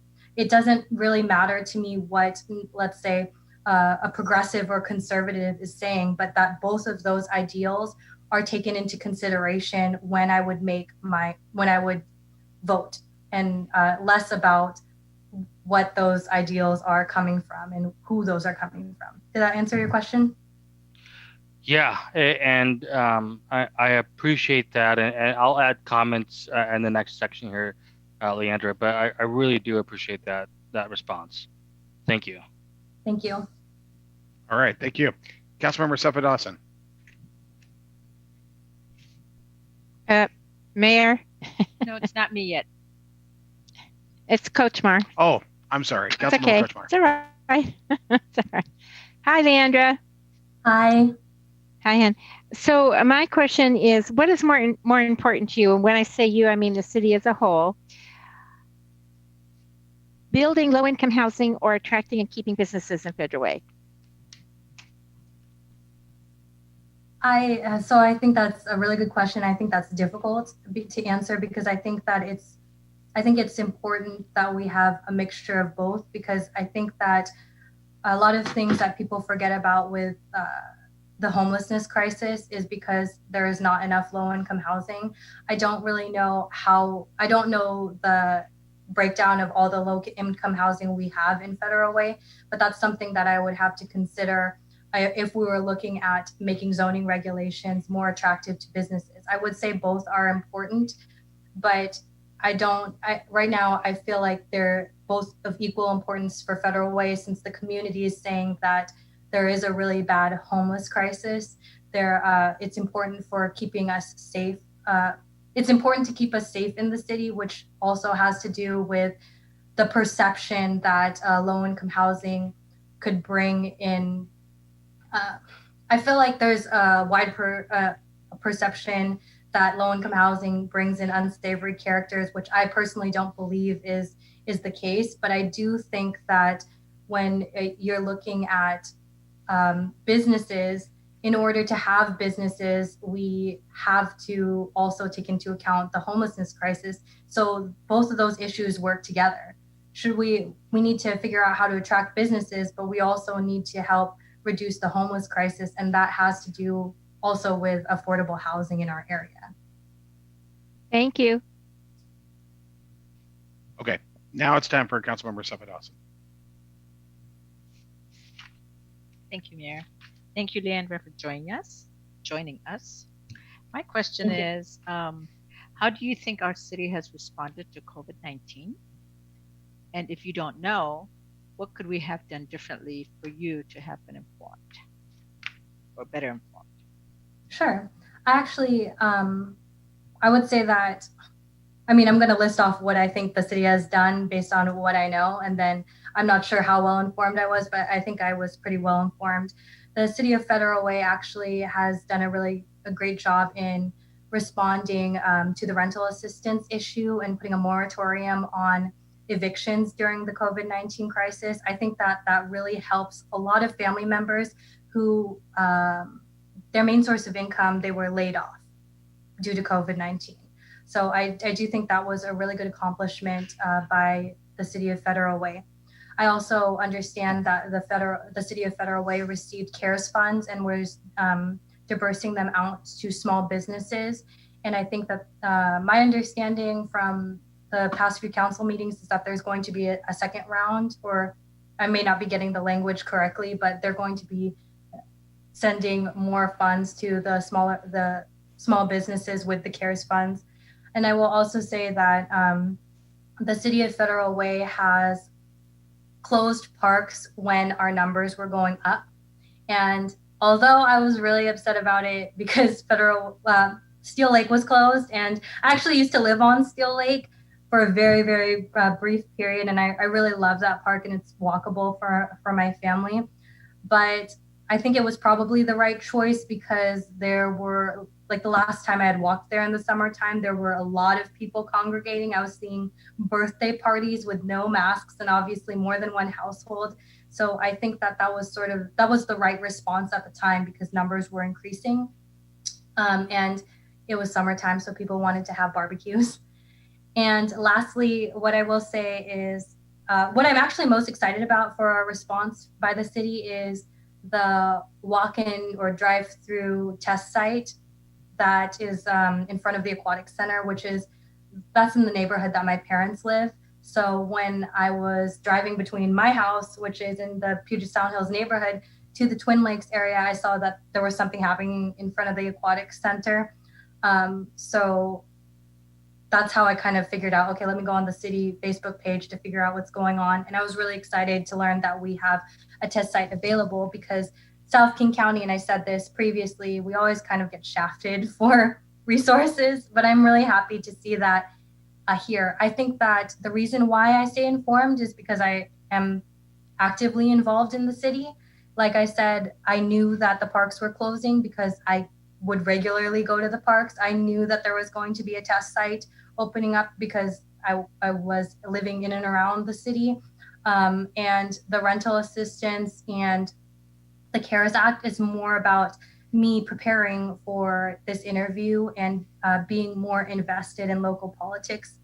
which I think sets well to, potentially taking the vacancy seat. Very good. Thank you. Yeah, we had a lot of folks there yesterday in line. So That's great. Yep. Okay, I was first in line. So it was good to get tested. I heard that you were on video.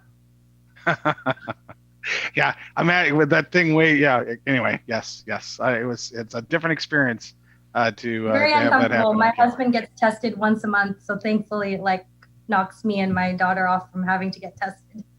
Right, exactly. Okay, we've got Councilmember Russo. Thank you, Mr. Mayor. Hi, Leandra. Congratulations for Hi. making it this far. Thank you. So my question is this for you. With all that has happened in and around our city and the United States in regard to the movement to stop and prevent the reoccurrence of systemic racism, how would you, as a council member, see that both existing and newly established city policies, ordinances, and resolutions carry the spirit of that movement forward within our city? Thank you for asking that question. I think that especially as policymakers, we all need to be looking at the ordinances, the policies, any decisions that we make through a social justice and equity lens. And I understand that you all are going to be attending a diversity and inclusion training, I believe, is my understanding. So really that is a first step. But when personally, if I was selected for the vacant seat, how I look at policy is really taking into consideration all groups of people and giving them all the respect and they deserve. And part of what makes me unique in viewing this is in the communities that I've been a part of growing up and going to school, being part of the different diversity commissions in undergrad, in law school, and currently even at the King County Prosecutor's Office. It's really important to continuously look at how we govern or how the city governs, how different organizations hire through a social justice, race, and equity lens. And sometimes that may really mean to take into consideration and to acknowledge that not everybody comes from a level playing field. And really acknowledging that is sort of the first step to say, what do we or you all as policymakers and the city needs to do to acknowledge that not everyone starts on a level playing field, and what policies can we put in place to assist those who need, I don't want to say more help, but oftentimes the majority gets the upper hand. So we need to figure out ways how to assist those who really would have the opportunity, but don't because of systemic racism. And I will say just a brief small story about myself. I really attribute a lot of my success to my education. And when, my mom was a single mom when I was growing up, and I used to go down to the principal's office to pick up supplies. And I really thought that was for everybody. But when I graduated and I went to high school, I just wanted to thank my principal. And I didn't realize that every year she had been buying my school supplies because my mom didn't have the money for that. And I'm only sharing that because my personal success right now is because of my education. And I wouldn't have had the opportunity to show how I could shine in my education if I didn't have some assistance. But that doesn't mean that I wouldn't have been as smart as I am now, if that makes sense. Makes sense. Thank you, Leandra. Thank you. Hey, Council, we've got, thank you, Leandra. We've got 5 minutes left with Leandra. Please raise your hand digitally if you'd like to ask another question of Leandra. Councilmember Moore. Well, okay. That was quick, Mr. Mayor. Leandra, this is more of a comment, and I just want to say, I really appreciated your answers, especially your story. It certainly resonates with me since I'm a substitute teacher and I'm in schools. So I really appreciate you sharing that last part.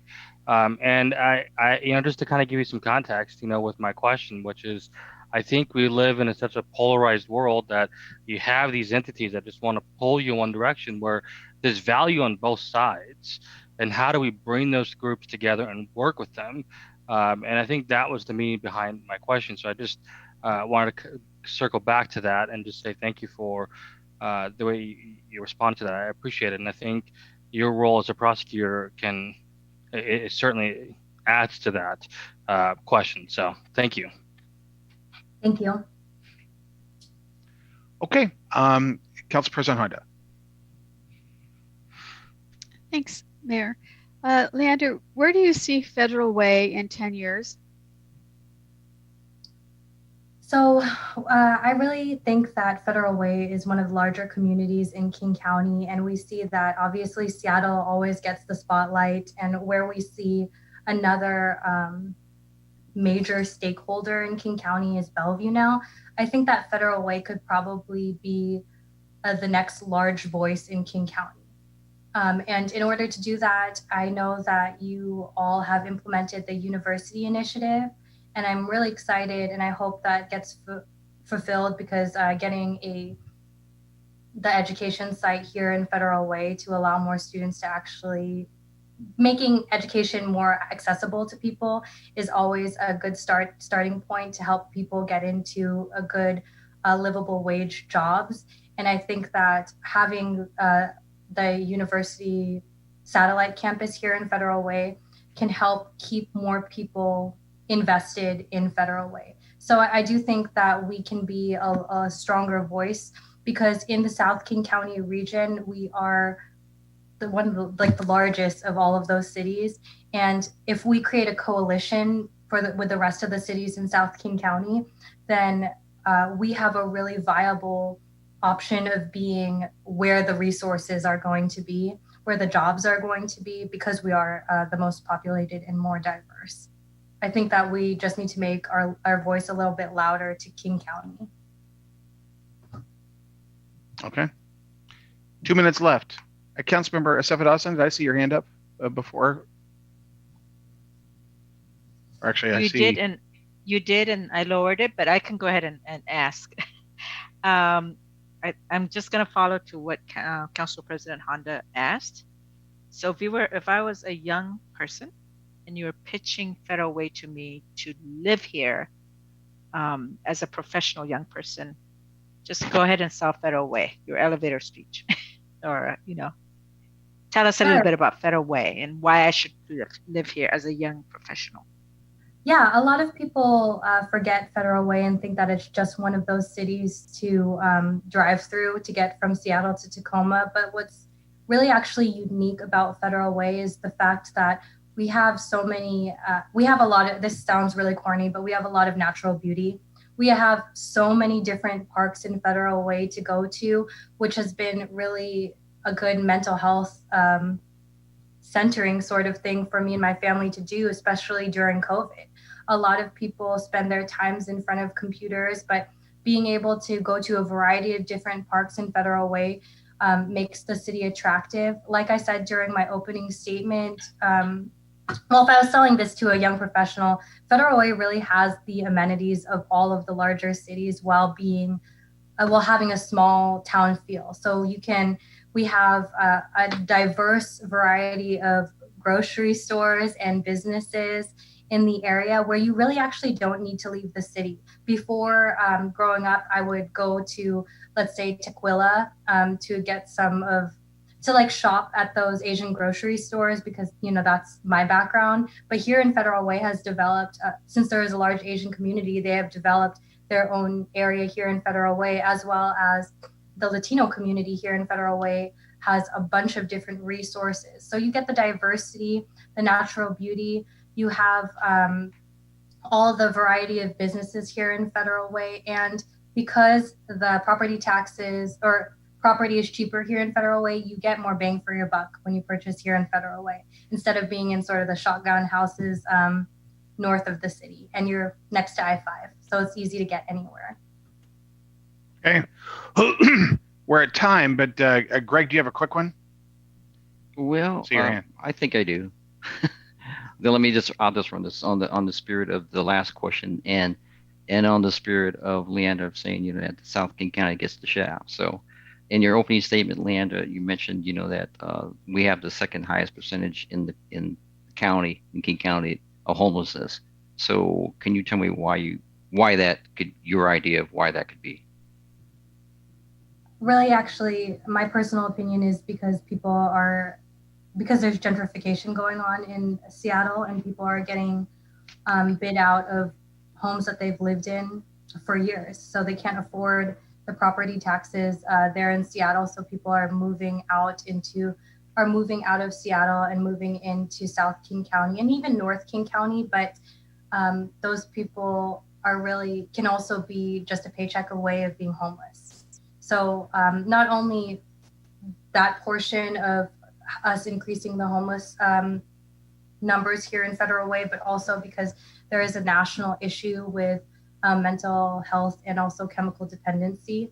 We've seen that nationwide, and Washington State is an area that is not as, it's a climate where people can actually, it's livable to live out in the streets, if that makes sense. So if people have no resources to turn to, they are and able to at times live out in the streets. Whereas if you go into the East Coast, people would die if they are sleeping out in that weather. And so a lot of my work has to do around with homelessness, and I'd be happy to talk to you more about this later. But I do think it is in part because people are priced out of other cities north of us, especially Seattle, and because there is a national public health crisis with chemical dependency and other behavioral health. Okay. Sorry. No, thank you very much. Actually, we're out of time now, but I wanted to make sure that Councilmember Baruso, I got to ask you that question. Great job, Leandra. Thank you. And just to let you know, I get teased here all the time because I don't know if you know this, but I cannot get through. County prosecutor? Yes, and I cannot get through a meeting without mentioning that. So when I'm hearing you mention it, I'm sure all of my colleagues here get a little chuckle out of it. Actually, whenever I tell people that I live in Federal Way, they're like, "Do you know that the mayor of Federal Way used to work for our office?" And I'm like, "Yes, everybody has told me." So thank you. Thank you. I appreciate it. Okay, you guys, we've got a couple minutes before it's going to be Mr. Dobie, Jack Dobie, and we've got, let's go 2 minutes. That'll be right on time.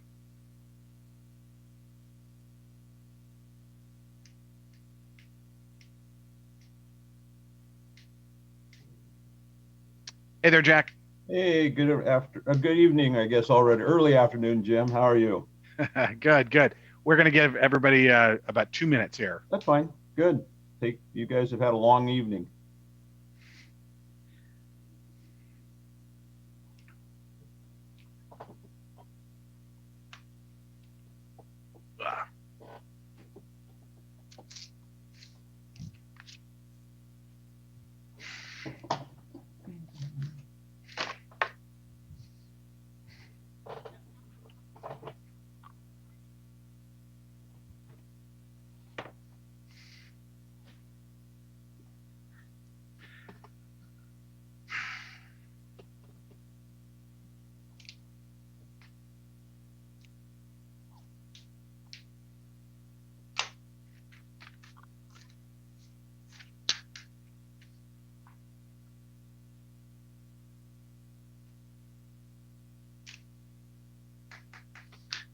Jack, how's that leg of yours? I heard you had that broken leg.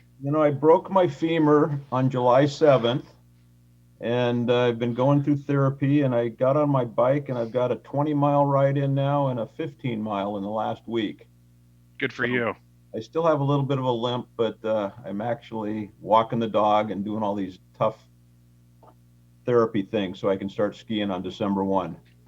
Yeah, that's one of the. But you've been through it a long, long time ago. You know what it's like to come back. It's brutal. That's right. And two knee replacements. At 65 years old, it's a little different than when you were 22 or something. That's right. But the doctor said I healed fast, so I guess I'm fortunate. Yeah, the femur's it's the toughest bone to break. Yeah, it was pretty brutal. It was pretty freak, but it hurt. Okay, I think we're at 7:21. Do we have everybody? 246. Okay, Council, are you guys ready? All right. Let's see, we're on. All right, we're coming back on the. Yeah. I do. I mean, she's right next door. So Stephanie, you ready? Yes, Mayor, I'm here. Very good. Okay, I know. I didn't see you leave the room. We're all in separate rooms. You guys. I've got Bill right outside the office. I've got Stephanie in the conference room, and got lots of Diet Coke to last the night. So the good news is you get to be separated, so I don't have to wear a mask right now. That's right. That's right. It's nice. Okay, let's get started. First of all, Jack, thank you so much for applying, and congratulations on making the top 5. We're going to go. You're going to get 10 minutes up front. We'll try to give you. I'll give you a 1-minute warning when you've hit 9 minutes. Then we're going to go. We'll go around the horn with the council, and then we'll have some questions after that. So with that, the floor is yours, sir. Well, good. So I have a little bit of time. So I thought that it would be good to maybe go over with the council, and thank you all for giving me this opportunity to share with you, but give you a little bit of my background. Some of you have served with me in the past in different ventures and things, but I thought it would be good to give you a summary so you understand who Jack Dovey is, where I come from, what I do, and how I live my life. So just as a start, I grew up in Federal Way. I moved here in 1968, and I went to Lakota Junior High and Federal Way High School and the first graduating class at Decatur High. So I have long roots here in Federal Way. When I first moved here, there was 20,000 people that lived in the area, and I grew up in Twin Lakes. I was fortunate after I graduated from high school to get a scholarship with ROTC, with the U.S. military, and I went to Oregon State University where I studied geography. And if the study of geography is not maps, it is part of that, but it was really transportation and land use planning in the early days in the 70s. So that was my background in college, graduated, and I was fortunate enough to get married while I was in college. My wife, Jennifer, and I have been married 44 years. We have 2 children. One is 36-year-old, our son, whose name is Jackson, and he is a construction manager down in California. And my daughter lives in South Africa. She's a biology teacher, and her husband's in the State Department. So she moves around every couple of years to different countries, and she's in South Africa right now. I've been fortunate in a business standpoint. I have worked with many different large companies. I started out as a surveyor when I graduated from college and during college. And some of my projects I worked on with the mall here in Federal Way and West Campus. I was fortunate to be a surveyor there. And then I served as a youth pastor at Marine View Presbyterian Church for a few years, and then went to work for IBM Corporation, followed by AT&T, and then a company called New Vector, which you would now know as Verizon. So I was trained very well by large corporations in the early days of my career. In 1986, during the first recession I participated in, I started my own business. It's in the technology world. It's in wireless telephones and manufacturing. I currently have, with my business partner, 30 employees. And our customers are AT&T, Sprint, which is now T-Mobile, and large trucking companies. And I've learned the hard way what it's like to go through 3 recessions, 1 banking crisis, and lots of different, and the COVID pandemic, and how to pivot. So I've got a very wide business background from the commercial world, and then I have some great background in public service. My family taught my sisters and brothers and I that giving back to the community was important. You know, I served as a Boy Scout for many years. I was a Boy Scout. I've been in Rotary for 13 years, Kiwanis for 10. I'm the current president of the Federal Way Caregivers Network. So we actually do rent assistance and feed people that are less fortunate. was the first mentor, one of the first 7 mentors in community and schools. And I actually worked with a young boy for 7 years, helped him graduate. He actually ended up living with me when his family all disappeared. And he had a very successful career in the military and just got out. So it's a great program that I can speak highly about. I spend time serving in my church since 1984. And in my family life, we've had many foreign exchange students. My family was one of the first families to support the Hmong people from Vietnam after the war. We had houses that we let them stay in, and my father was on the board of making sure those people came into the U.S. And so I have a long area of community service and giving back to people. And then lastly, I've got some experience in the city council. I've been elected 3 times. I've been appointed twice. I have been fortunate to serve as a mayor for a couple years. I've been fortunate to serve as committee chair of every committee and be on every one of the different committees and serve as a member. And I've been participating in some of the big decisions of the city over the years. I served, I think it's seven budgets, 2 of the worst budgets we ever had, where we had to lay people off, we had to cut back, had to rethink things. And I've been in there in good times when we've been able to buy land. Like I was the one who first negotiated the purchase of land for the downtown park from the Kratzenbergs with Derek Matheson. That was my project. I've served on many suburban city committees. So I have a wide working understanding of what goes on at city council and what happens with everyone. And lastly, I've been fortunate to be mentored by some of the very early pioneers in the city that were the city council members. And I was mentored by a couple people that were really influential in the city council. One was Ken Nyberg, and there was Philip Keatling, the first, second city managers. And one thing that I liked that I learned about them, they said, is you got to remember that you serve 90,000 people in Federal Way. So your decisions have to be made so they are good for all 90,000 people. And the other thing that they taught me is there may be times when you make a decision, and you don't always are on the side that wins, but after you lose, you have to make that decision the best decision ever made by the council. So those are 2 of the things that I run my experience as a council from, is the importance of serving all 90,000 people. Actually, it's more than that now, and making sure that once a decision is made, you make it the best decision it could be for the city and carry on and be part of the team. So that's a little summary about who I am, what I've done, where I've been, and I'll open it up for questions. I'm going to turn off my phone here so it quits ringing. Just a second.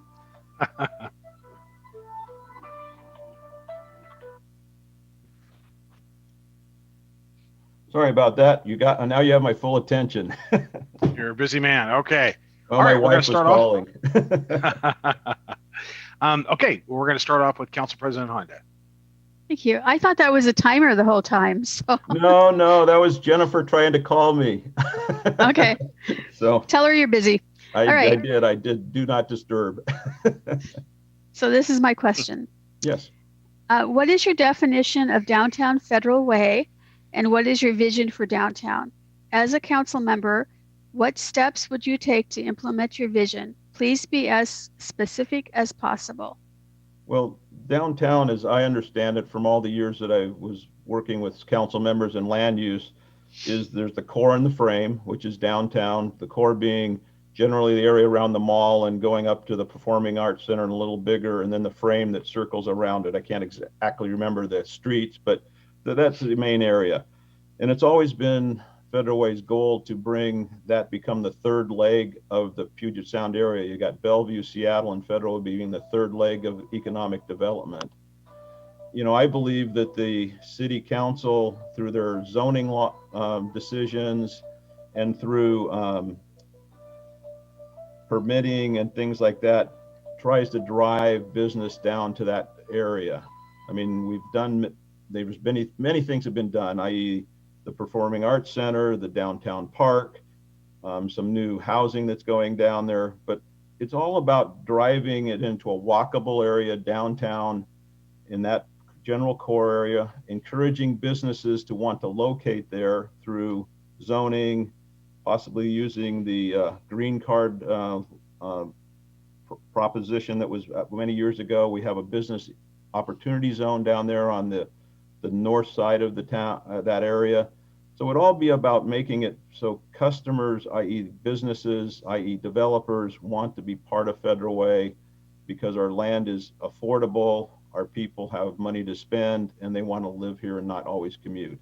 And then having the Sound Transit come in is another part of that to make people want to be here. So that's my vision of downtown.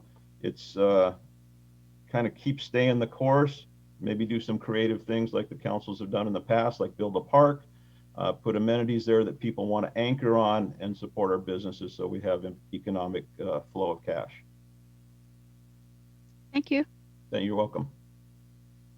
Okay, now we've got Councilmember Moore. Thank you so much, Mr. Mayor. Jack, it's great to see you here, and congratulations on making it to the top 5. I feel like we're in a reality show, like the top 5 people that have made it this far. Yeah. Who is it going to be? Okay, my question here is this. There will be times where you will be pulled in many different directions as a policymaker. Mm-hmm. And at the end of the day, how do you govern from the middle, and how do you work with and advocate with both sides? So just to kind of clarify, we live in a very divisive world, and so many times people want you to just come to one side, but how do you govern from the middle and bring all voices together? Well, I think that comes back to information or the early mentor I had in Ken Nyberg. You have to remember that as a city council member, you're one of 7 votes that affect 90,000 plus lives. And what those 90,000 plus lives are all citizens of our city. They all deserve the same services. They all deserve the same opportunities. And when you're making decisions, you have to think about the whole 90,000. Now, there'll be times, and I've seen it many times, where there's a neighbor issue, they bring something up, and you have to make a decision on a one-off type thing on the street because somebody didn't take care of their house. And the council has to jump in and do that. But if you start to go from the philosophy that you represent all 90,000 people, and there's many diverse needs of all those people. It could be like me, a senior citizen. They don't know how to do their Medicare paperwork, or it could be a young kid that needs mentoring in the high school, or it could be somebody that's falling out of their house because they don't have the money for social services, or it could be, hey, fix that pothole in the middle of 320th and 99. So you have to use common sense about that decision. What are the consequences of the next 89,000 people if you're only making a decision on that affect 1,000?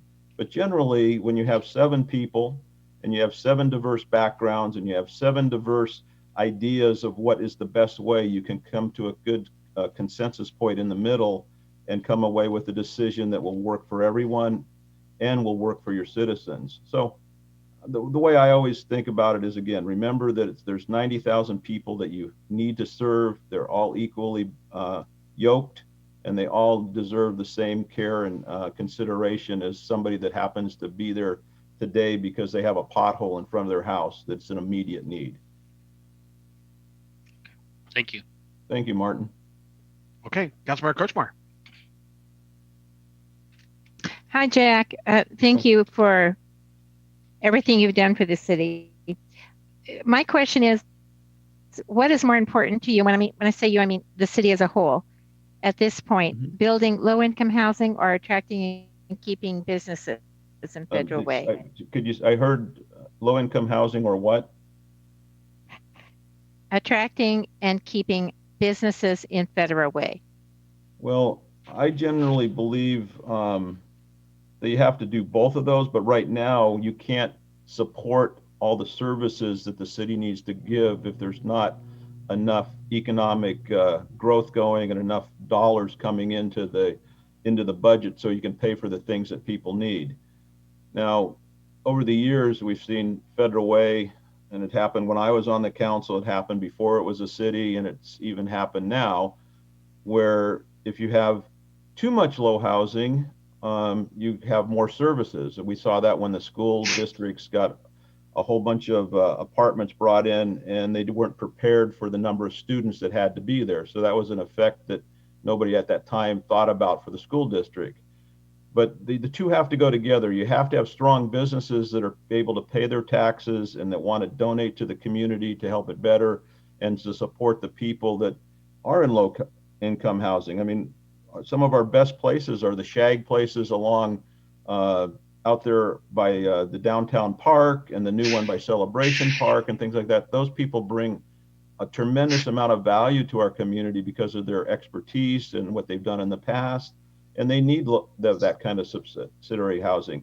And then you get the diversity of other people that can afford to live in places like that. The thing you have to make sure you do is you don't price them out of that housing when the values go up and the rents go up, because then you really have a problem. So I would err on the side of making sure we have enough revenue to support the people we have and continue to grow the business side and have that type of housing follow along beside it. Thank you. You're welcome. Okay. Now we got Councilmember Asefa Dawson.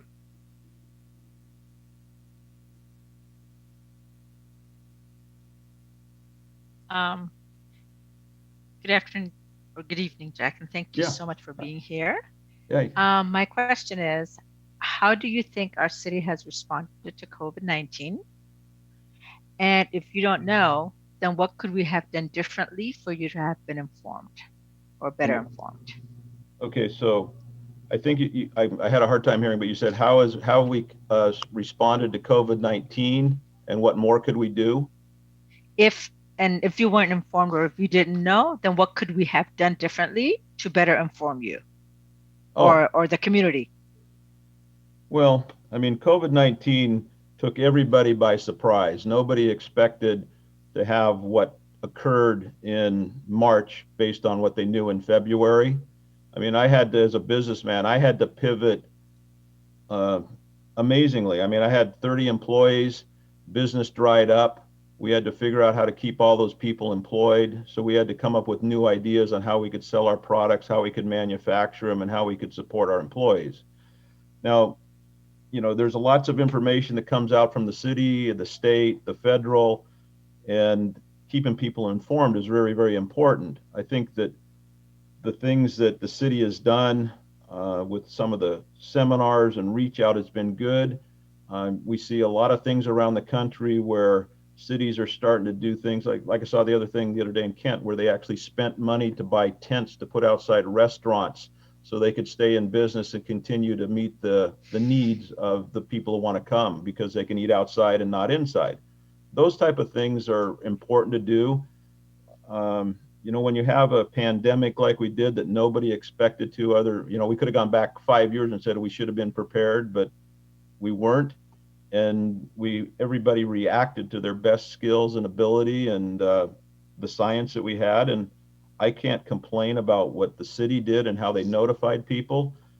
There's a lot of good information, a lot of misinformation. I think we have to be a stalwart and just follow the rules and make sure we're the right examples. And when people have questions, I think we need to answer them to our best ability. And I think that a pivot from the city standpoint would be to make sure that there's ways to help small businesses and people that are even medium-sized business navigate the CARES Act, navigate what things are available so that they can continue to hire people, continue to employ the people, and help them, because it's been a tremendous amount of information and not a lot of expertise that I've seen over the last few months.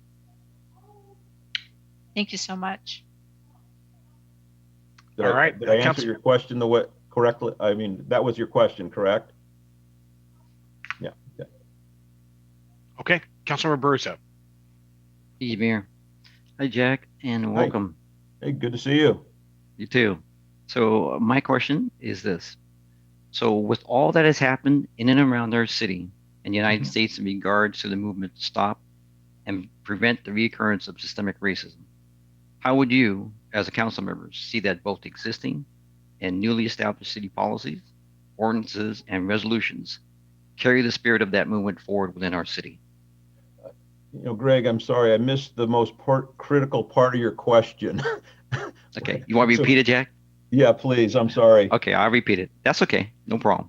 So, with all that has happened in and around our city and the United States in regards to the movement to stop and prevent the reoccurrence of systemic racism, Okay. how would you, as a council member, see that both existing and newly established city policies, ordinances, and resolutions carry the spirit of that movement forward within our city? Okay. Yeah, it's a great question because more so than any time in my life as a person living here, it's been the biggest topic that we've all experienced in the last 9 months. I mean, it's huge. It's going across the country, and a lot of us and many people don't have the answers for it because they haven't thought about it the way maybe everybody should. I think that from a policy standpoint, whenever you have a reactionary policy, there's always a pull on the other side that hadn't been thought through. So on any policy based on, the racism and the distrust and all the different things that are going on in the country right now, we have to look at policies that will actually not pull one side too far from where it was, but bring the other side back to the middle. So we got to bring things to the middle. I mean, there's a lot of learning that everyone has to do. In fact, I know I have to learn those things. But on the other hand, we can't have a knee-jerk reaction to one incident without looking at what the counter pull is to make how we make that decision. And we're in a country where everybody is supposed to have the same opportunities, the same ability to succeed, grow, and I think one of the first things I would do is try to make sure that we're giving everybody the right information so that they're able to participate in what we have in Federal Way, participate in what we have in the state of Washington, and feel that they're actually part of the whole instead of just spun off into a one small segment of the whole. Thank you, Jay. Thank you. Okay, Councilmember Tran. Thank you, Mr. Mayor. Jack, thank you, Yes. sir, for being here. And I want to thank you for your years of service on the council and to the people of Federal Way. I want to especially thank you for your assistance to the refugees, years ago.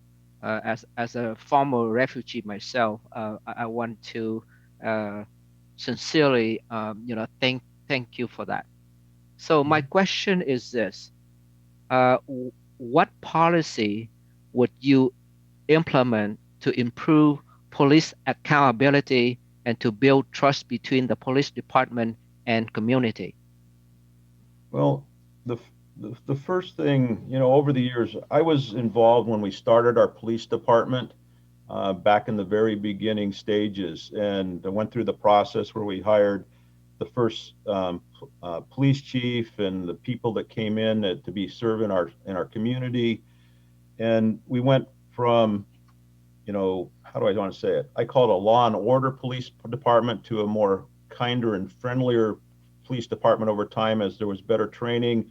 It changed over time when the chief from Ellensburg came in, and then when Brian came up, and then when Andy came on. They've all been through this process of coming from what I call law and order only to, hey, we have to have community policing. We have to be in the community. You see things where the city has made these little police department precincts outside. The officers generally that I've known try to be really part of the community. They're in the schools. They have the police night out. And I think what the thing, whenever you don't understand each other's position or you don't share time together, they used to have the program where people would come into what was called Tully's at the time there at the coffee shop that's now Starbucks right there by Safeway, where officers would be there and community members could come in and they could share a cup of coffee. So I'm not an expert on policing. I mean, I've been around it. I've been with the police chiefs. I've been with the ride-arounds.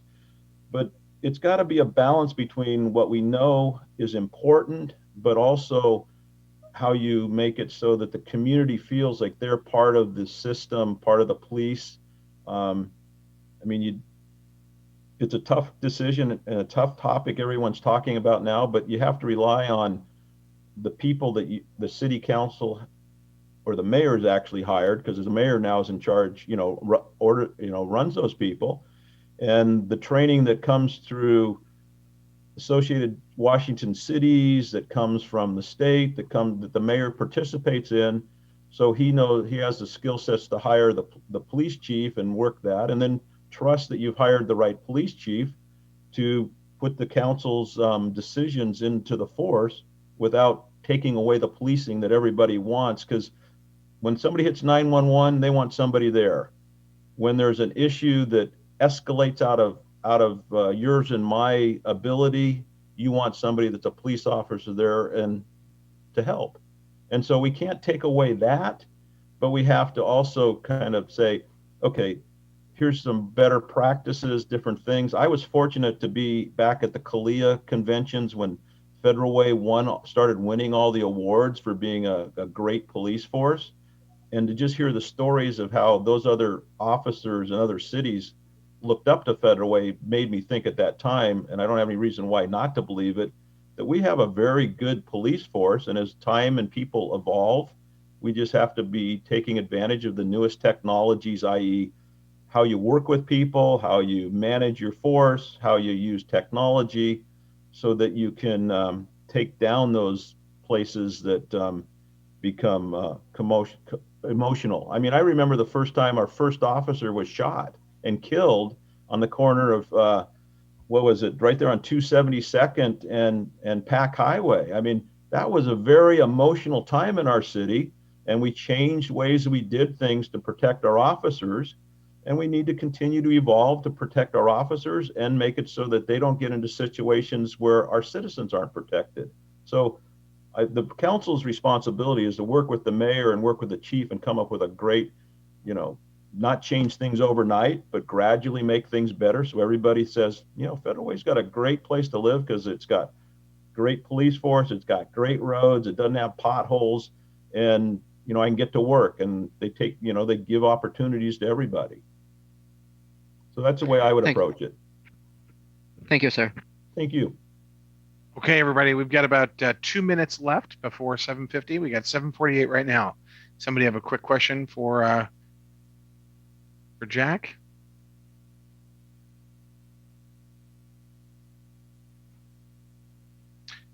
All right. I don't see any digital hands up. Jack, thank you. Great job. Great. And thank you for your prior service to our community. Yeah, well, thank you for the opportunity. And you guys got a lot more to do tonight and tough decisions. So thank you for allowing me to apply and have fun. I've been back in those rooms.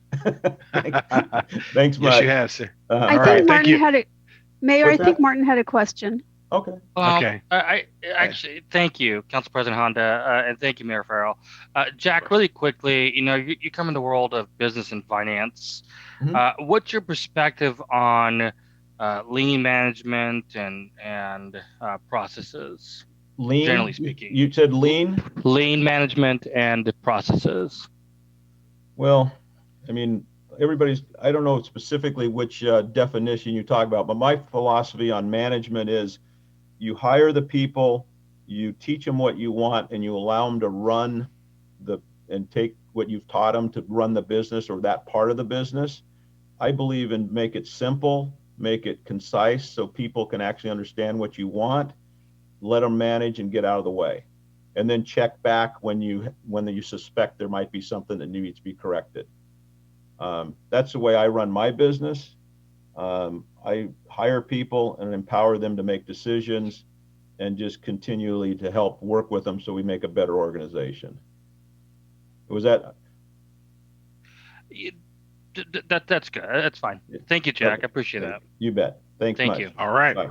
All right. Well, thank you. Thanks, Jack. Good luck. Okay. We've got 5 minutes before Mehdi is to begin. Why don't we take a couple of minutes and we'll get started here with Mehdi, maybe even just maybe 2 minutes early. Why don't we take about 3 minutes if that's okay? We'll check in with everybody. Okay, thanks.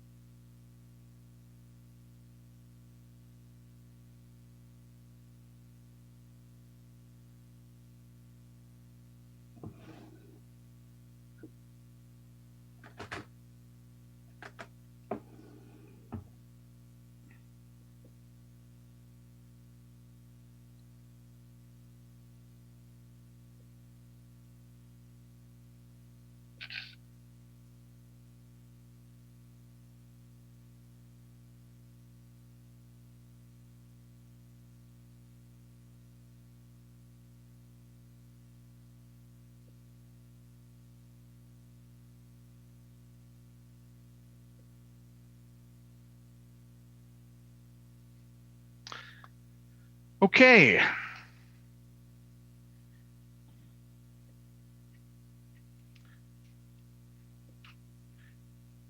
Ready to get started again? Let's go ahead and. Hello. All right, great. Welcome back, everybody.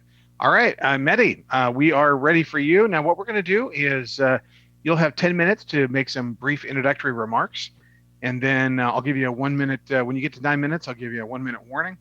Then we're going to open it up to council for questions, and then the remaining time out of the 30 minutes, the balance of your time will be about 14 minutes, will be for councils to ask additional questions. With that, I think we are on council member, excuse me. With that, Mehdi, you've got your first 10 minutes. You're on. Thank you very much, Mr. Mayor. It's a pleasure to be here. Madam President, council members, thank you very much for your time. I don't know if I'm going to take the whole 10 minutes, but I'll try to give you a little background. I think I did that in the last interview we had. Originally a graduate from Oregon State University, came to Washington in 1987, 88. I actually worked for Weyerhaeuser, or worked for a company who worked for Weyerhaeuser. And I had several meetings in that beautiful campus that we have here. And I can tell you they cater very well. Too bad they left. Well, I worked in an engineering firm here in Tukwila for a few years, and then I joined City of Federal Way in 1992.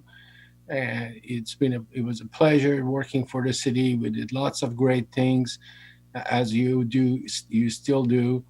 The startup of a police department, the startup of a court department, the move to the new city hall, Celebration Park, Safe City program.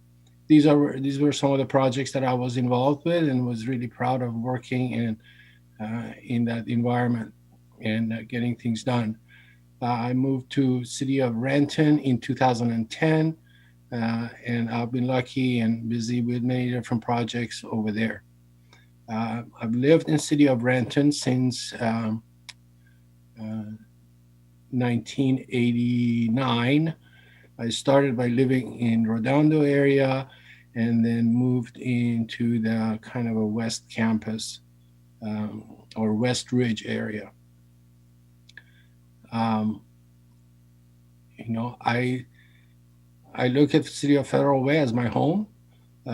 It's been a good place to live. It's been a safe place to live. It's grown quite a bit. I remember when the clock tower was where H Mart is now. Maybe some of you remember that. And there was a little fish store that I could buy my fish from there. So a lot of changes, a lot of improvements. When Pacific Highway got modernized, redone, it was fantastic to see the traffic flow and open up and make that street a lot more pleasant than it used to be.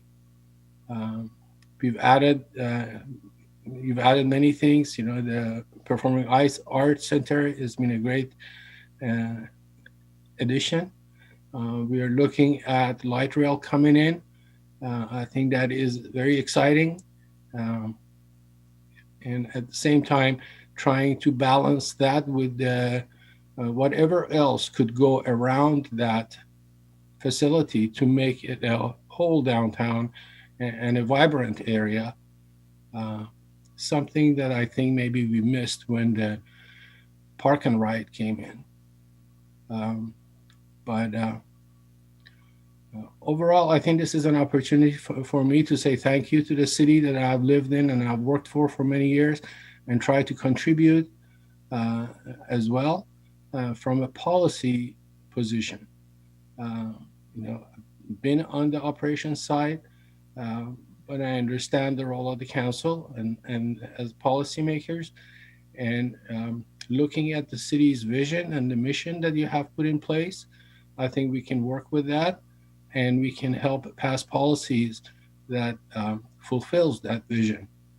And when it's time to come up with a new vision, we work on that as well.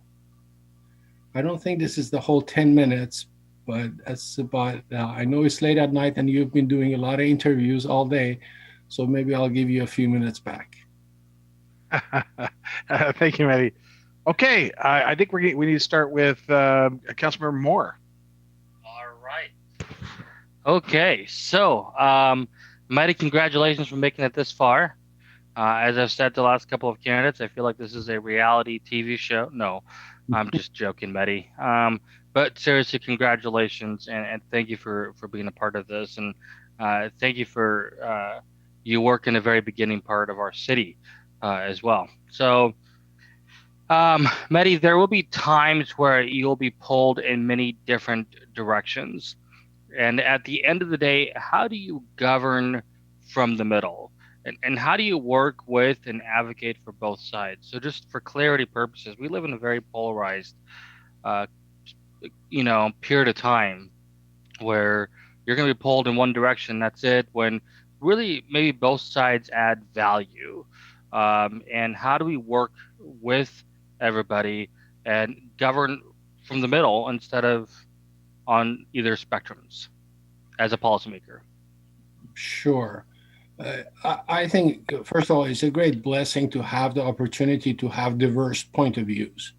I mean, it's always good to have various point of views, and that helps find the best middle ground. I personally, I'm an engineer, I'm a technical person. I rely on data, facts, experiments, history. There's a lot of data on almost any subject out there, and so I think if we can combine opinions and back it up with data and statistics, that would be a strong argument, and be something that can help make a decision. It's when the opinion, sometimes when the opinion is not backed up, it makes it hard to move in one direction than another. So my way would be, working with you guys as council members. If you have ideas, we discuss the ideas. We try to dig into it, see where it comes from, and apply it in a test environment and see what it comes out of it. If it is a good idea, then there is data behind it to support it and move it forward. Thank you. All right, thank you, Councilmember Kochmar. Hi, Mehdi. I'm wondering what is more important to you when I say you, the city of Federal Way as a whole? Building low-income housing or attracting and keeping businesses in Federal Way? Well, I think they kind of go hand in hand.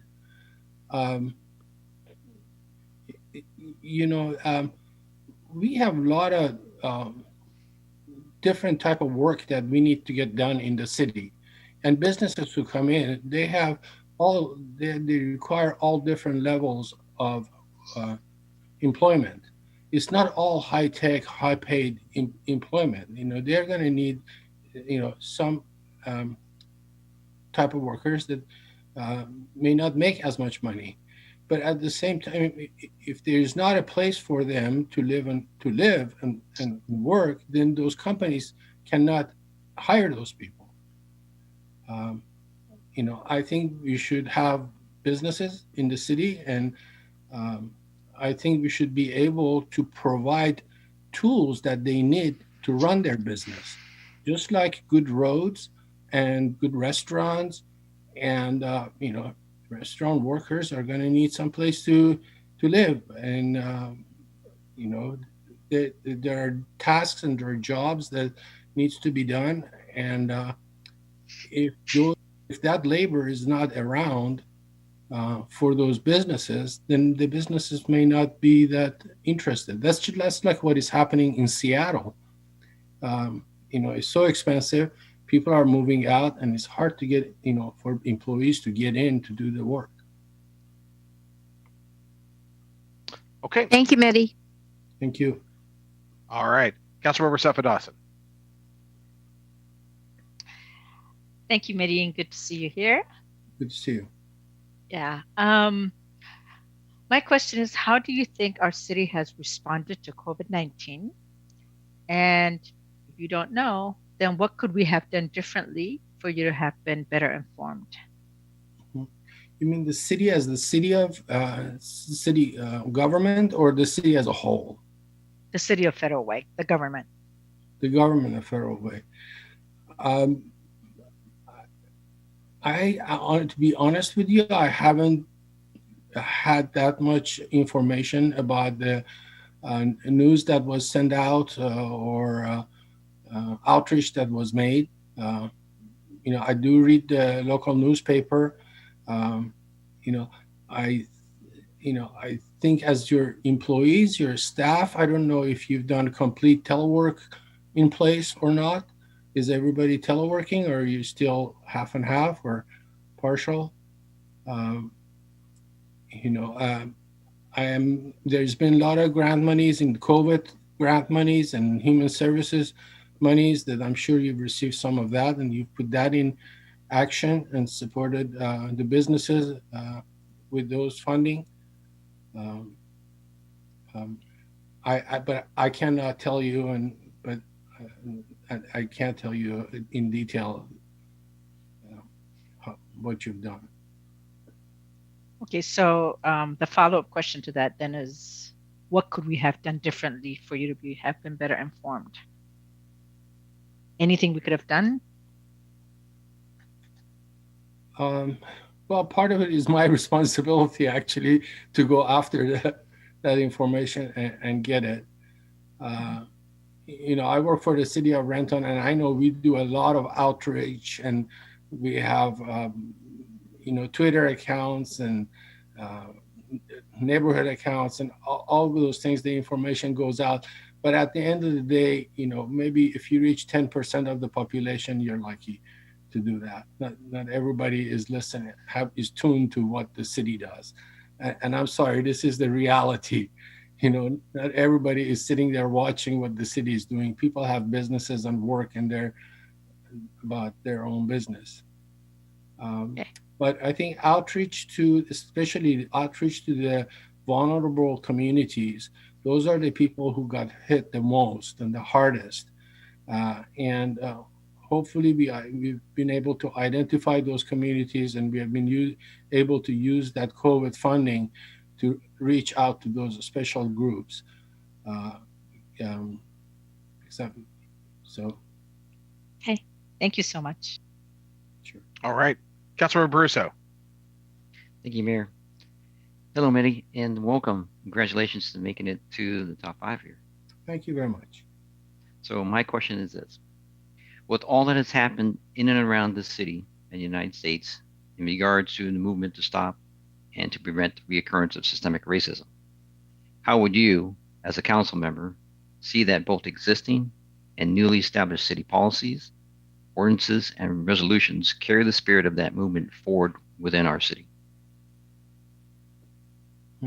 Very good question.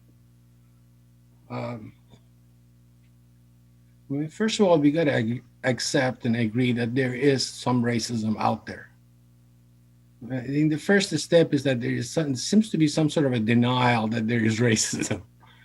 And I'm sorry, I'm an immigrant, and it's taken me quite a while to get my pronunciation correct enough not to be asked, so where are you from? But it happens.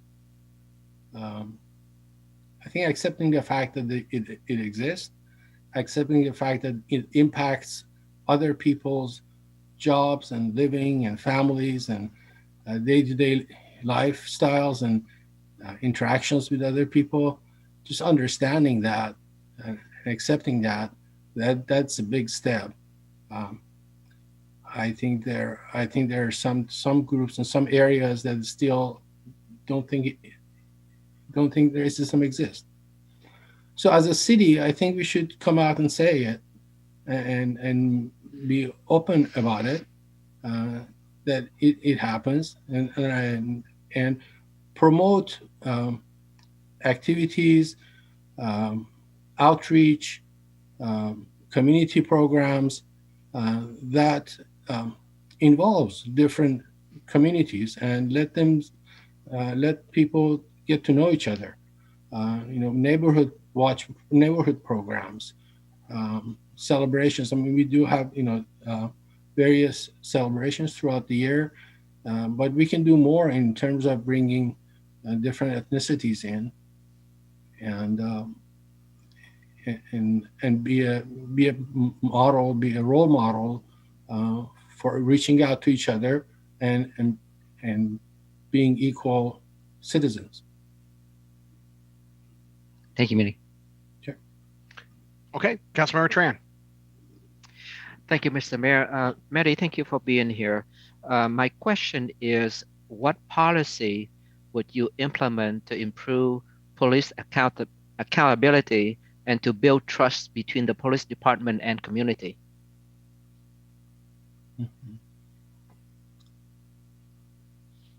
What policy would I pass?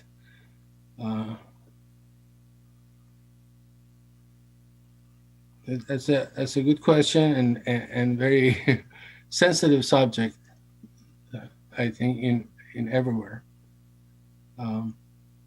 So when I come from a technical background of technology, and in technology things change. And over the last 30 years, there has been a huge amount of change.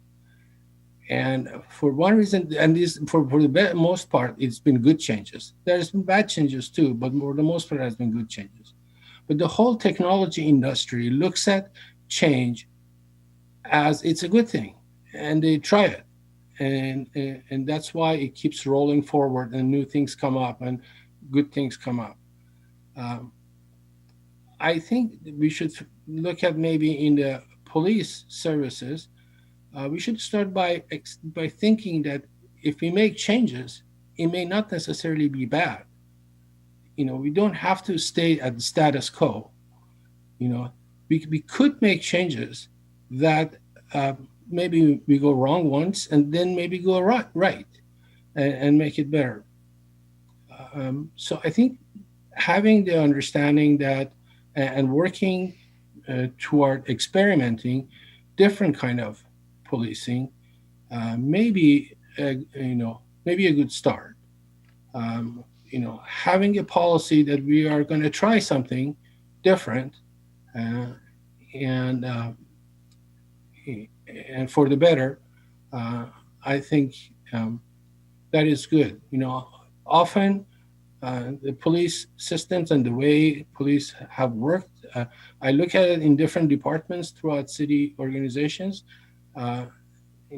Although the police have become electronically a lot more advanced, but in terms of process and procedures and hierarchies and interactions, I don't know if they make changes, if they go through that kind of change compared to some other line of business.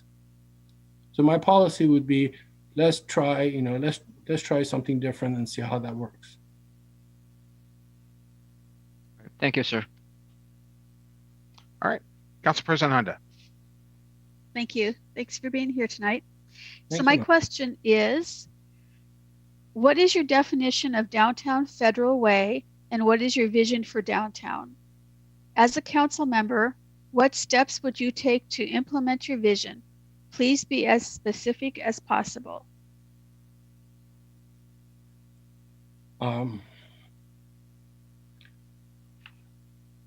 My definition of downtown Federal Way, I think I would have to say it doesn't exist. There is an area out there, but we've talked for many years. I've heard of a walking pedestrian neighborhood, pedestrian downtown, pedestrian friendly downtown. And it would be great if we had that. But I think there are some structural problems in terms of size of those blocks and those block buildings and stores, they kind of are designed for, let's get into your car and drive to Walmart, and then you get into your car and drive to Target. It's not designed to, let's go for a walk downtown and check out things. So it hasn't really shaped, but I think there are a lot of pieces have been put into place. The Performing Arts Center and the downtown park are a couple of things that I think are beginning to shape the downtown. We just need to follow that vision and continue with that vision. I think there is the mall has a lot of potential, but maybe it needs to we need to rethink that. Unfortunately, we don't own the mall, and so it's a business community that needs to come to that conclusion. But maybe we can work with them and develop a vision that works for businesses as well as for a downtown. Did I answer your second part of question? I'm not sure. I asked, what steps would you take to implement your vision? So yeah, my steps would be really, because we don't own a whole lot of things in downtown, except for the park and the park. So it would be working with those landowners and business owners in downtown, and bringing them in and get them to work together to come up with a vision that really creates some synergy and creates some vibrant downtown, some activity there. I can see the light trail coming to that area, but they have taken up a very large chunk of land right now in that area, and I don't think they're going to use the whole land. So what are they going to do with the rest of it? Is that something that we can work with them? County is the closest cousin that we have next to the businesses in downtown. Maybe we can work with them in terms of, how do we use the remaining land after the station is completed to augment the park, to augment the pack, to augment and then continue on building on that vision. Okay, thank you. You're welcome. Okay, we've got about 8 minutes left. Council, would you have any separate questions for Mehdi? Please raise your hand digitally.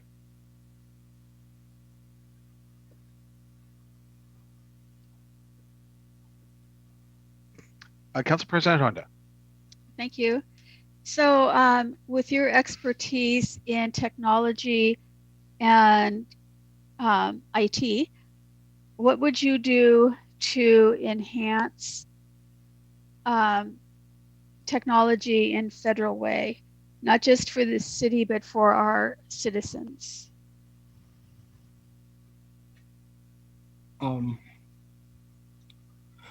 I think for the city, you're in good hands.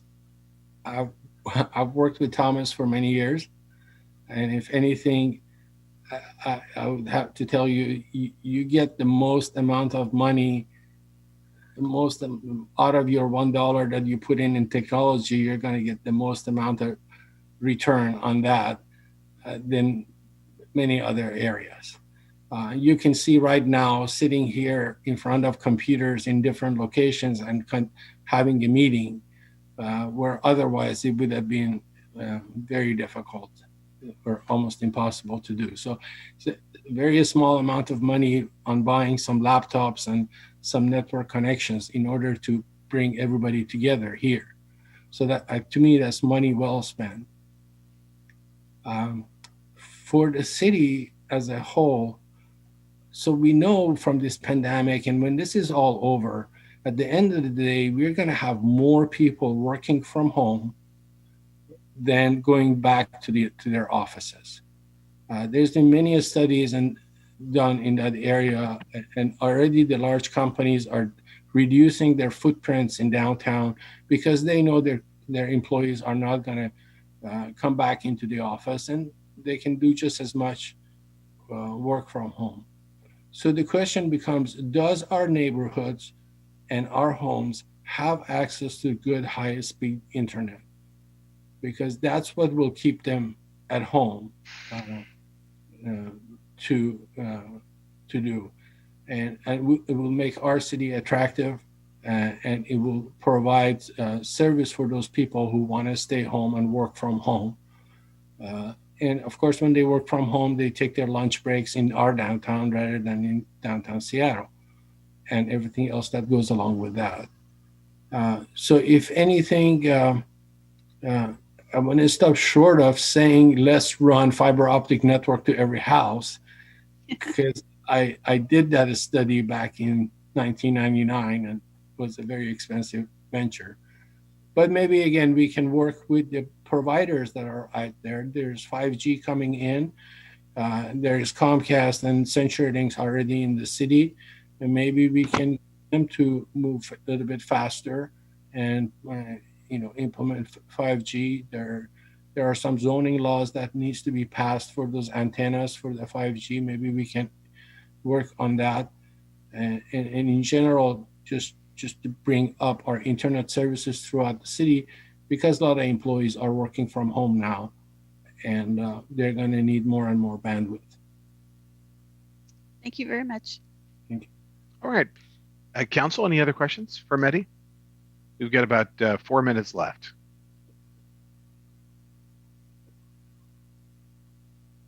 Okay, I don't see any other questions. Mehdi, thank you very much for your time. Congratulations on making the final 5. And we really appreciate you stepping forward and appreciate it. Good to see you again.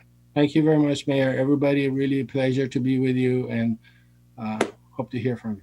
Thank you. All right. Thank you very much. Have a good night. All right, Council, that concludes the interview portion of our evening. At this time, we will retire to our executive session for the purposes to evaluate the qualification of individual for appointment to elective office pursuant to RCW 42301101H. Ryan, are you on the line? He was just there. Mayor, I Okay. think. Can we? Sorry, I think he just went to join into the exec session. I think he probably jumped meetings. I'm thinking with regard to time, any suggestions on how long we need to retire to discuss this? 30, 45 minutes? At least. Why don't we say 45 minutes? And we can come out earlier. Is that right? Come out earlier? Is that right, Stephanie? Yes. Yes. Okay, you can. let's give ourselves. You just need to extend if you're going to stay longer. Very good. Can we take 5 minutes, Mayor? As a. Yes. Thank you. Yes. In fact, actually, why don't we say yes? Why don't we say 45 minutes from right now? The time is 8:23. So that's right around. That's gonna put us close to the 9 o'clock hour. So yes, before we log in, please feel free to take a few minutes, and we'll get when you're ready. Please log into the Zoom for the executive session. Thank you, everybody. We'll be in recess for that purpose.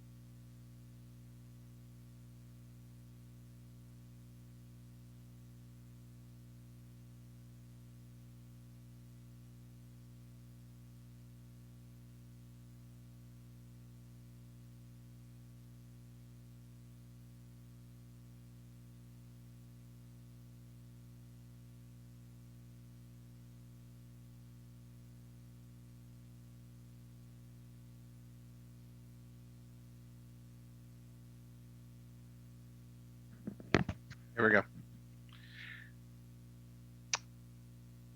Hi, everybody, candidates and everybody watching.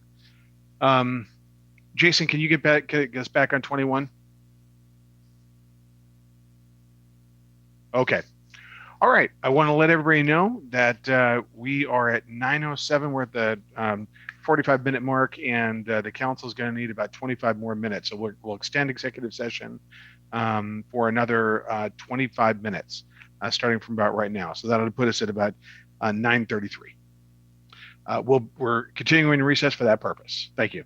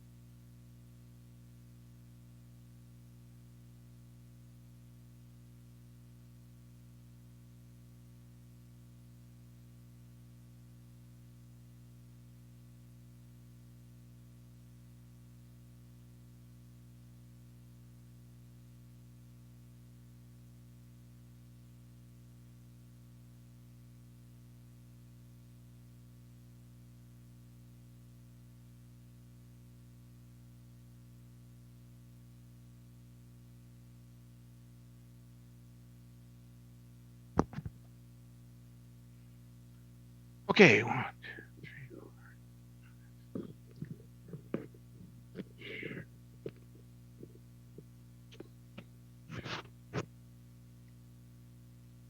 Okay, we are back. I'll wait till TVW is TVW, huh? TVW. Sorry, Channel 21. Channel 21. That's better than FWTV, TVW, right? Wow. Better Way TV, FWTV. Okay, welcome back, everybody. We are now at the process. Now that executive session has concluded, I'm going to read the rules with regard to voting and the nomination process. This is Council Rule 21.5, which I will read in its entirety. 21.5, voting. Upon completion of the interviews, council members may discuss the qualification of the applicant in an executive session, which they just completed. However, all interviews, deliberations, nominations, and votes taken by the council will be an open public session. Item A, the mayor will ask for nominations from the council members for the purpose of creating a group of candidates to consider. No second is needed. Item B, nominations are closed by a motion, second, and majority vote of the council. C, council members may deliberate such matters as criteria for selection and the nominated group of candidates. D, the mayor will poll council members to ascertain that council members are prepared to vote. E, the council clerk will proceed with a roll call vote. F, elections will continue until a nominee receives a majority vote of the remaining council members. In this case, that is 4 votes. G, at any time during the election process, the city council may postpone elections until a date certain or a regular meeting if a majority vote has not been received. H, upon a majority vote, city council may go into executive session to further discuss the applicant's qualifications. I, the mayor will declare the nominee receiving the majority vote as the new council member. The appointed council member will be sworn into office by the city clerk at the earliest opportunity and no later than the next regularly scheduled city council meeting. J, if the city clerk does not fill a vacancy if the city council does not fill a vacancy within 90 days of the declared candidacy, state law delegates appointment powers to King County. My understanding is, I think that our date is October 29th. Is that correct, Ryan? Stephanie, do you have that date? Okay, somewhere around that date would be 90 days since the elapse of the departure and resignation of our Councilmember Copang. Okay, with that, I will now open the, let me see, now we are on section 6, appointment to fill vacant council position number 5. At this time, I will open the floor for nominations. Are there any nominations? And let me, I will receive, if you could digitally raise your hand. Councilmember Moore. Yep, Mr. Mayor, I will nominate Mr. Jack Dovey. Okay. Jack Dovey has received a nomination. Councilmember Tran. Thank you, Mr. Mayor. I would like to nominate Leandra Kraft. Leander Kraft. All right, Council, are there any other nominations? I'm going to ask this 3 times. Are there any other nominations? Are there any other nominations? All right. Is there a motion to close the nomination process? Motion to close the So moved. process. There's been a motion and a second to close the nominating process with now 2 nominees. And there's like I said, a motion and a second. Is there any discussion? All right, hearing none. All those in favor? Aye. Aye. Aye. Aye. Opposed? All right, nominations are closed. Council President Honda, I know it sounds like you had a quick question there. It came right when I was calling for a vote. No, I just pulled up Ryan's email from today about the process for voting. So just was checking it. Okay. Making sure you're doing it right. Oh, thank you. Thank you. All right. Holding you Thank accountable. you. Huh? I would expect nothing less. Okay. Hey, at least I got my sound on. All right, I got my microphone in the right place. It's got my screen to work. Okay. All right. Now, let's see here. So the nominations are closed. We've now hit item B. And council members may deliberate such matters as criteria for selection and the nominating group of candidates. At some point, if there is, if you can say a few things if you'd like, council. And actually, Councilmember Moore and Councilmember Tran, could you take down your virtual hands at this point? Okay. Now, would anybody like to speak as to the two nominees? You're not required to. But now would be the time to talk about the qualifications and discuss that in open session. Councilmember Kochmar. Thank you very much, Mayor. I appreciate that very much. Well, we have two lovely candidates, actually all five wonderful people. One to me was clearly outstanding, and that candidate had a very broad background with the city of Federal Way, has a very broad background in business, has a very broad background in community volunteerism. And that candidate is Jack Dobie. He was on the city council for a number of years. He was mayor. He was chair of all committees on the city council. He was a member of the Puget Sound Regional Council. He worked as a surveyor in his young years after college. He actually worked on the mall. He worked on West Campus as a surveyor, and then he started his own business. Initially, he worked for IBM, and then he worked for AT&T, and then he went on to work for Verizon. After that, he started his own cellular business where he employs 30 people. He is married for 44 years. He has a daughter who lives in South Africa and a son. In his community volunteerism, he's been involved with the Boy Scouts, the Rotary, Kiwanis, Federal Community Caregivers. That's a group that provides money for people in need, particularly in need of food. And then he's been a mentor with communities and schools. And he helped one young man graduate from college and then go on to a career in the military. He has excellent ideas for the city. He has been involved in 7 budgets previously for the city. He's worked in various capacities on behalf of the city. I think Jack is absolutely an outstanding candidate. Thank you, Mayor. Thank you. All right. And would anybody like to speak to the other nominee?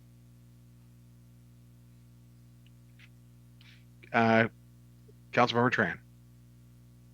Thank you, Mr. Mayor. There is no question that Jack has a lot of experience and he has contributed to the city of Federal Way. But I think by looking at these two candidates, I am most impressed with Lysandra Kraft. And the reason is that she grew up in this community. She volunteered at a very young age at the Federal Way Community Center. She is the mother of 1 year old. She worked for King County Prosecutor Office as a deputy prosecutor. I'm very impressed with her because her job is very complex, and managing her family and a 1 year old is even more challenge. But for her to willing to step up and apply and want to serve on the council, that say so much about this individual, that she care about the city, she care about the people in this city. During the selection process, she took the time and read the budget the almost 300 pages budget to learn, to get a head start. And that gave me the reason to think that she is very committed about this position. She care about the budget process. She care about the city. And in her professional work, she worked with very diverse group of people. Let me read her answer on her application. She said, "My experience as a prosecutor will help me better identify solutions on how the city can address crime and increasing homeless population using alternatives that aim to address underlying causes of crime." In other words, she is recognizing the challenges that we have in the city in dealing with the homelessness problem, but more importantly, she does not criminalize those homeless people. And that is very key, in my opinion. Let me read another answer from her. The question was, what is your understanding of the role of the council member? And then this is just an excerpt of that. She said, aside from the mandated role, the overarching role of the council member is to be a voice for the community they serve. This means not only voicing the opinion that align with that council member, but also listening, understanding, and making space for those opinions that do not align with that council member. Obviously, she knows exactly what the role of the council member should be. So looking at the two candidates, like I said before, I am grateful for Jack. I am. And the city is grateful for his service, for many, many years of service. But time now is different. The city of Federal Way is so much different now than 15, 20 years ago. We need someone with new perspective, new direction, new commitment to be a part of us. And I think Leandra have that quality. Thank you, Mr. Mayor. All right, thank you. Council President Honda.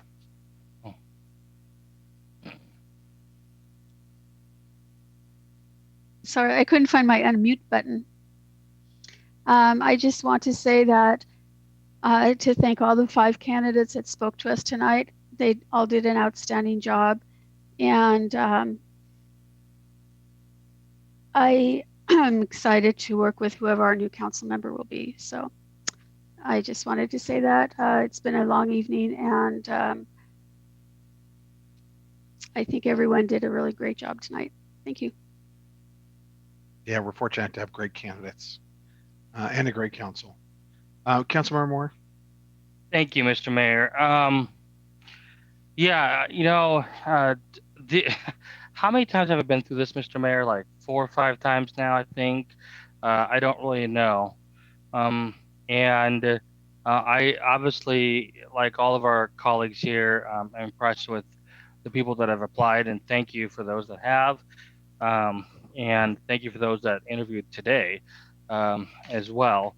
You know, first, I think we have 2 outstanding perspectives right here, right now. Mr. Jack Dovey and Leandra Kraft. And so, and before I go any further, I mean, as a person who's on the brinks of being a father myself, you know, I want to say congratulations to Leandra for her addition. I believe 1 year old. Is that what I understand? Okay, I'm seeing some nods. Thank you. And so that's huge, and that's just awesome. And it's just nothing but a celebration. So for that, I nominated Jack. It's funny. I remember him when I was in high school, of course. And so he's been absolutely committed. I think everybody is committed to this community, and how we are truly blessed for that.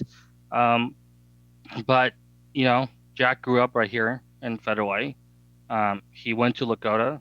He went to Federal Way High School, and then he made a better decision and went to Decatur High School. And so and he also cares about our community as well. Certainly understand that these are different times. But I think Jack understands that. Let's just be real. Let's be honest. Jack understands the times have changed. I think most people have understood the times have changed in Federal Way. And I think, I think the biggest thing, and ultimately, I appreciate the gifts, the passion, and the talent that Leandra brings. I really do. And I think she did a great job with the interview. We have a pretty diverse council, and I think that's pretty awesome. And we have, at the moment, we have, powerful stories right here on the council of very awesome backgrounds and different and unique backgrounds. And so I think we're all fiercely advocating for Federal Way and our, community that's been changing ever so different. But I think, in order to do everything and to make everything happen, we got to bring money in. We need new revenues. And I think that's where the difference kind of came for me. This moment in time calls for us to appoint someone who has that experience, and everybody has a different set of experiences. I understand that everybody has a different set of journeys. But I think Jack has that experience of bringing in revenue, of bringing in businesses, negotiating. He understands the business climate. And fact of the matter is, that's missing on the city council. And if we keep missing that, we're not going to be able to fund the programs that are so important that others have been talking about. And I think that's my point of why I made the motion to nominate Jack, because I think we need that. And I think Jack is a perfectly smart human being, compassionate individual who has a lot of experience, both personally and professionally, that he understands our community. He understands that we've changed. He understands the necessary movements that we need to make moving forward. He gets that, But I think right now we need to be a partner to the mayor and to the economic development director, and bringing in businesses, putting perspectives into our policy decisions that we're making that I just think Leandra doesn't meet. And God bless her, I think she's an amazing human being, but that I can't stress it. That's what's needed at this very moment. And I'll end my comments with that for the time being. Thanks, Mr. Mayor. All right, thank you. I'll entertain a motion to extend the meeting past 10 p.m. I move that we extend the meeting past 10 p.m. Second. The motion, is there a second? All right, there's a motion and a second. Is there any discussion? All those in favor of extending the meeting past 10 p.m.? Aye. Aye. All right, those opposed? All right, it passes unanimously. Okay, Linda, did you, let's see here. Actually, Yeah. Council Member Kochmar, go ahead. The only other thing I would add too is for Jack Dovey is that he was the person who did negotiate when he was on the council the property that your downtown park now sits on, and he's been very involved with our land use decisions. He's been chair of all of our committees, and land use is really a big issue with our moving forward in the city. It deals with zoning and planning, and those are things that those are difficult things to pick up over time. I mean, you can pick up a budget and read it and understand parts of it, but to have the background to understand how the zoning and the regulations and planning are going to affect your downtown, and that's one of the things that we desperately need to work on. We have right now a great big pile of dirt in our downtown. And we want to attract more business. We've got to figure out how to do the marketing. We've got to figure out how to do the zoning. We need to do it right. And we need to bring in business so that our people don't have to drive or take light rail when that comes all the way into Seattle and back. And sometimes people have to have 3 jobs. It would be really wonderful to have corporations in our community where our people can stay here, live here, and earn a living wage. And one of the other things we've been talking about for quite a while is a university initiative. And part of that, I think, would be training, a training for folks, not just kids out of high school, but people to retrain to be an apprentice for carpentry, for plumbing. And that can be not necessarily a university initiative, but a school in our downtown core, close to the transit garage, different ideas like that. And I think that Jack has been a part of those ideas in the past, and I think he can bring those ideas forward in the future. And I really think Leandra's a lovely young lady. I really think that he has the huge amounts of experience and background that can help us move forward at this point in our life as a city. Thank you. All right. Council President Hyde, did you have another comment? No. Is my hand still up? Yes. I'm sorry. Councilmember Tran, did you have another comment? Yes, sir. Thank you. Thank you, Mr. Mayor. Right. I'm fairly new on this council, so I don't know what life was like back then to be on the council. But if I remember correctly, and please correct me if I'm wrong, as a council member, we don't negotiate regarding the economic development. That is the job of Tim Johnson and the mayor office. So that the argument that Jack will be able to bring in jobs and negotiate, jobs, things like that. I'm a little bit confused on that one. Yeah, Mr. Mayor, can I clarify that? Actually, if you could put your hand up and we'll go ahead and. Yep, you have, but Councilmember Barroso is in front of you. Oh, I'm sorry. I apologize. It's okay. Councilmember Tran, were you done with your comments? Yes, sir. Thank you. Okay, thank you. Councilmember Barroso and then Councilmember Moore. Councilmember Barroso. Thank you, Mr. Mayor. I was a little confused on that too for negotiation, so I would love to understand where Councilmember Moore was going that. With all due respect to Jack and what he's done for the city, I appreciate everything he has done in the past and will continue to do, even if if we don't vote for him. But what I see is, and we talked about a diverse council that fits our population that grows and grows and grows in diversity. So that is one factor to take into account that I take into account. The other factor that I take into account is to be able to move forward with someone that will fit in, number one, and to take the ball running, just like Councilmember Tran has said many times. The commitment that everyone took to even apply means a lot.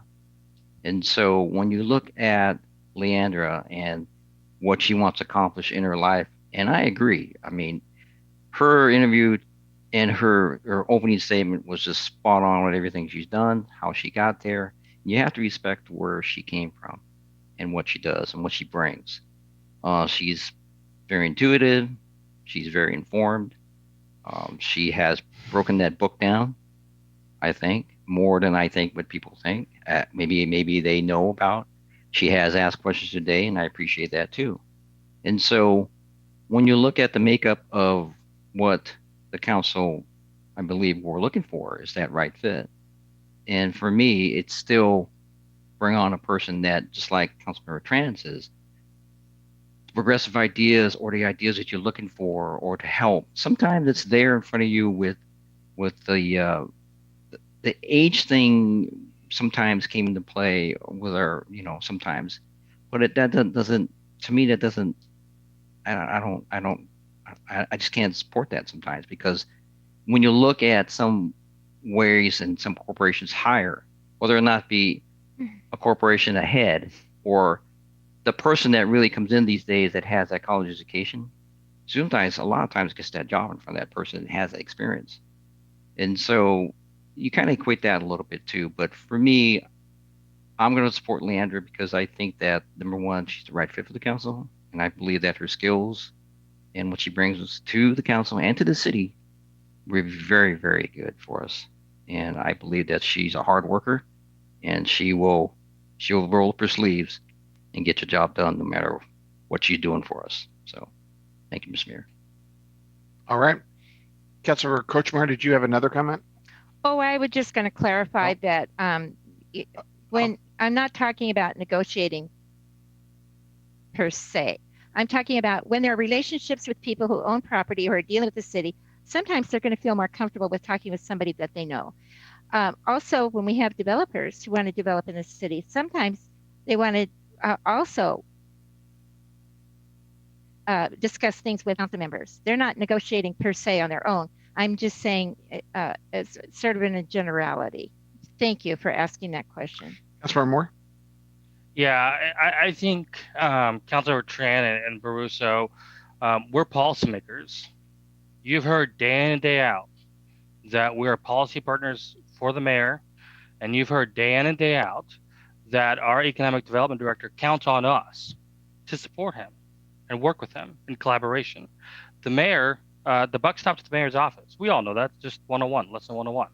So the questions that we ask every single day, and the interaction that we have in our committees are absolutely important. And I think we're in a moment in time. Again, I keep saying that we need revenues. We need revenues, and the decisions that we make, that we vote on, that are often economic decisions, have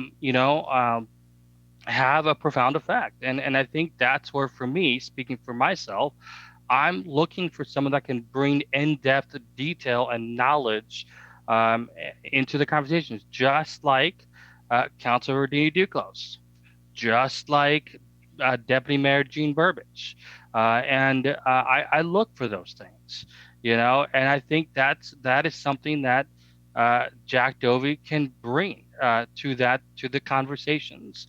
And I think that is absolutely important, the decisions that we make. And right now, we need to be focused on revenues, bringing in, incentivizing, creating, asking questions that gets us to the end result of more businesses, so that more money comes in, so that we can do the things that we are all talking about, but without the revenues and without that experience, we're not going to get, I think it's going to be harder for us to get there. And I think, the other point is you've got a very diverse council, guys. It's here, and I think we were all, we're reflective of that community, and so I know that we're all fighting for a more just society in Federal Way, and there's a lot of work that we've got to do.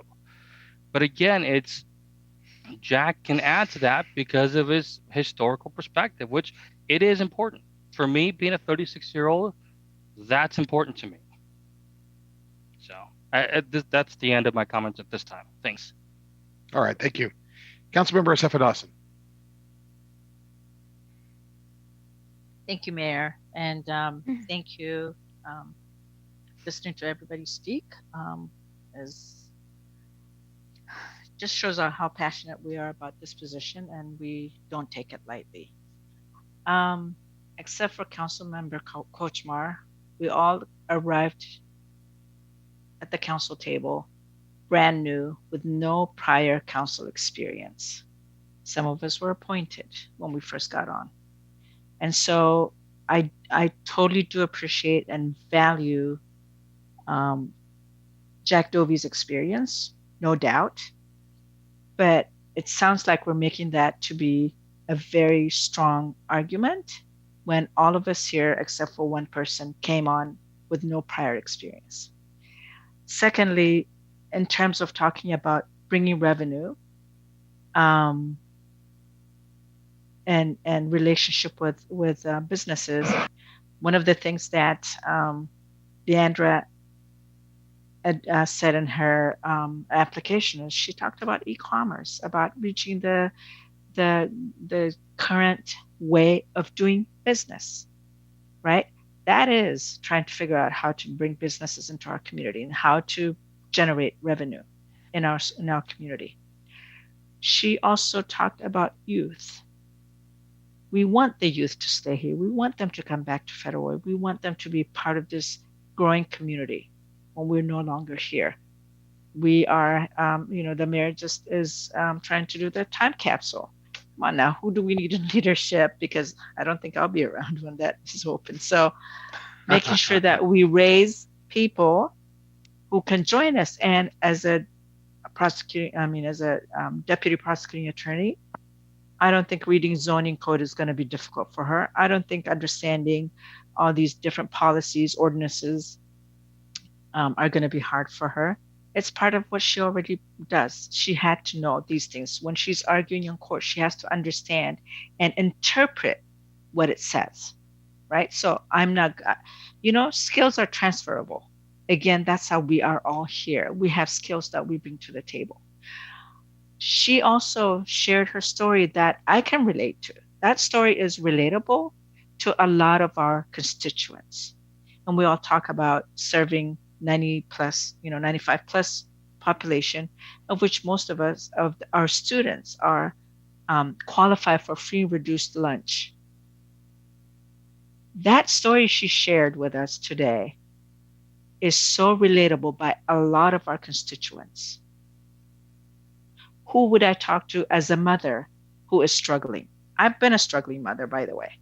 Who would I rather talk to from this council if I wanted to approach one of us? I think she'd be the person I would talk to because of her story and the relatability. When I'm talking about diversity, it's not just about color. It's not just about race. It's also about what you bring to the table. And some of the questions, some of her answers to other questions, again, earlier you heard me say, our questions were genuinely questions that we wanted to hear answers to. And Councilmember Hong's question around policing, or Council Barusso's questions around race, her answers were really on point for me. Those are the issues that we are faced with. COVID, then of course it's race issues and policing issues that the nation is dealing with, and we haven't even come to terms. And she touched on those. She answered those questions to where it's like, yeah, she is going to roll her sleeves and get to work and actually help us address some of those concerns that we already have. Thank you. Okay. Councilmember Tran? Thank you, Mr. Mayor. I want to respond to the comments from Councilmember Moore earlier regarding the need to have somebody with experience to help us with the budget and to bring in additional revenue to the city. Are we really honest here that one person can do that for us? One person can bring in the revenue that we needed one person can help us during this budget cycle. We don't think that the 6 of us put our mind together, our effort together, can achieve that. Can we be honest here? Thank you. Okay. Councilmember Kochmar? Oh, I just want to say, Councilmember Han, Tron, I think that Councilmember Moore was simply trying to point out an obvious fact that he would be an asset. No, one person is going to it's going to be an asset with somebody who's had experience. And I can tell you, I'm one of the last, by the way, when I ran for council, I had some experience, but I can tell you I had 6 children and I worked 2 jobs. So don't talk to me about not knowing what it is to worry about the price of hamburger. And I can tell you another thing, that we are a diverse community, yes, but we are also representing everybody, 100% of the community. All right, not everybody is diverse. Also, we are going to work together no matter who comes on. Leandra is a lovely lady. I met with her. Wonderful young lady. No question about that. All I am saying is we have 1 year before this person has to run again. That's a heavy, heavy load. And that 1 year can have somebody with experience to help us with background, help us with experience. And I can tell you, I am the last one to run for council. I'm trying to figure it out. I'm the last one who ran for council. I can tell you what people told me. They told me that the reason they voted for me was my experience. Okay, so I appreciate your opinion very much, Councilmember Han. But I really want to support Councilmember Moore with what he was trying to say. And we all have very strong opinions, and I sincerely appreciate that. And as I've said to you before, I have no ulterior motives. I have no ulterior ambitions. I really only want what's best for the city. And I'm simply myself trying to fight for that, trying to fight for what I think could be the best to move our city forward. And I appreciate that. And I appreciate all of us with all of our strong opinions. But I want to tell you again, I have been there. I have had no money. I've had 6 kids, one of whom was diverse from Korea. Okay, I certainly know about diversity. Okay, and so when we move forward, I know we're going to move forward as a council and we're going to agree and we're going to work together, but I just am very, very passionate about this whole issue right now. Thank you for listening to me. All right. Councilmember Seppa Dawson. Actually, I forgot to lower my hand, but Councilmember Kochmar, I do appreciate what you said. But also, yes, we are diverse, and having you here also creates that diversity. So I don't think when we say diversity, we are not disqualifying people who are here. Yes, we're all diverse. That's what gives us that diversity. So, but thank you, Mayor. I forgot to lower my hand. I just did it though. Okay. Council President Honda. Thank you. I was wondering if my hand was up or not, but so I appreciate the discussion and I appreciate the passion, and either one of these folks will do a good job for us on the council, and we will work with whoever is here. Whoever, we all represent all of the citizens, all of the businesses in Federal Way. We work for everybody. And it doesn't matter where we started from, but once you get on council, you're working for everybody. My biggest concern is that this isn't, excuse me, I do not have COVID, by the way. I just have sinus issues as normal at this time of year. I feel like I have to tell that to everybody. There is very little training out there right now in regards to how a council works, because this isn't a council election year, it's a state year for elections. And this is a really short term. It lasts for just about a year. And so I just want I just want that to be understood that this is a really short-term training. I will do my best to provide everything I can as council president to whoever is elected, because I want our council to be successful, and I want our council to be as knowledgeable about everything that is out there as we can be, and we are. I mean, we take all the courses that we can take. There is what, 1, 2, 4 of us that have the second level of the municipal. Oh my goodness, the whatever, which one? Yes, Executive municipal. Yes, Advanced.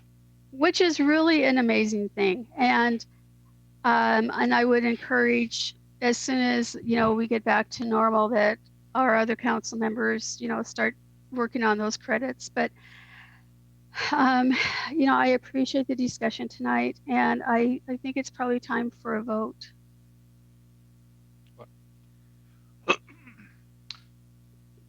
Once all the comments are done, Councilmember Moore. Thank you, Mr. Mayor. Councilmember Tran, I love spirited conversations. They're just so much fun. And so I really appreciate you directing that comment, or, your comment towards me. And Councilmember Kochmar, thank you for your comment as well. The older I get and the wiser I get, perhaps, I always look up, I always look for advice and consultation, so I know that when it comes to human services, we look to you, Councilor Tran, and Councilor Safadasan, in addition to housing issues. Well, really both of you guys. I want to look to public safety and preparedness. Guess what? We look to Councilmember Barroso. And, when we look up to other issues, historical aspects, we go to other council members and whatnot.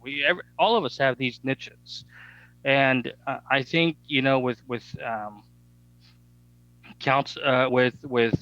Jack, he brings an added value, an added voice that's missing. We can agree on that. We don't have look, the previous councilor that held the seat was a business person, right? And so that's gone. That's gone. And so we need an expert in business that is focused on bringing revenues. And I think that's absolutely is critical at this very moment in time. And I think, we are dealing with a lot of issues right now, obviously with the pandemic, with race and equity, with disabilities, with all sorts of things, opportunities for our kids, our youth. All those things. And I think, in order to make a lot of those things happen, we've got to have that added value in discussions of how we can bring in more revenues and that experience. And I think that voice is critically important. And so, and I think, I think in my notes here, I kind of wrote down, like, I'm looking for someone who can constantly bring that continuation of how to create opportunities and jobs and that prospect onto the council. That's what I'm looking to add onto this council, because I think that's the biggest thing we're missing.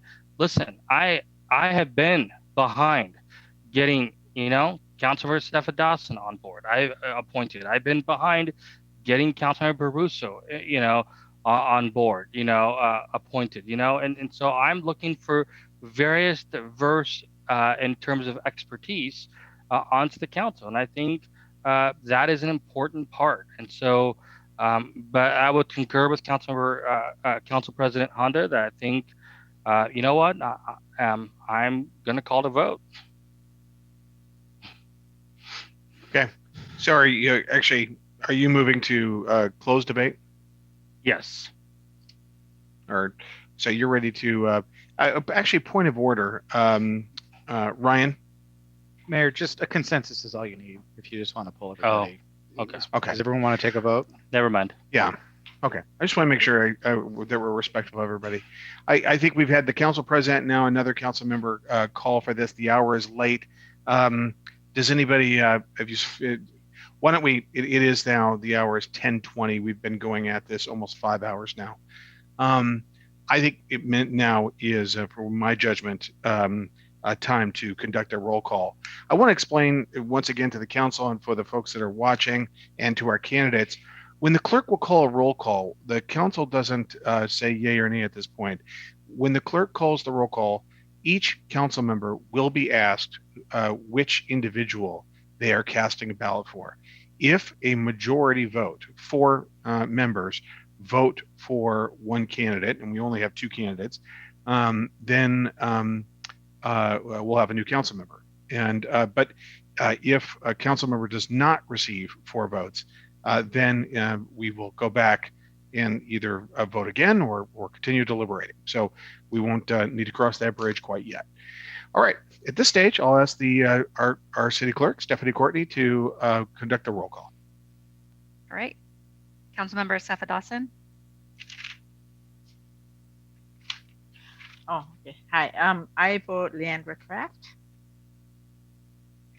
Councilmember Baruso. Leander Kraft. Councilmember Tran. Leandra Kraft. Councilmember Moore. Jack Dovey. Councilmember Kochmar. Jack Dovey. Council President Honda. Hi, Jack Dovey.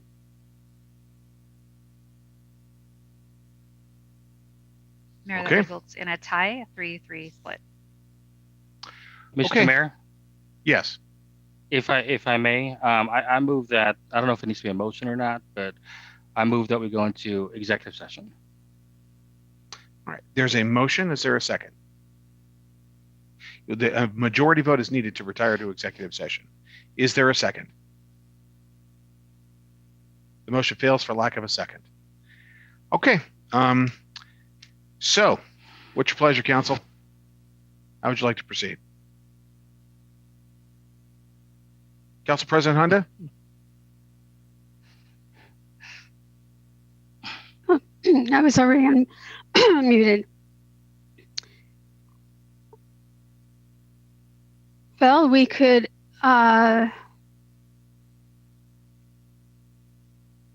take another vote and see what happens after the second vote. Okay. All right. Actually, council, I need a couple minutes. Can we take? I think maybe we've been at this almost 5 hours. Actually, I need 5 minutes. I am going to call a recess for 5 minutes. We'll reconvene at 10:28. Point of personal privilege.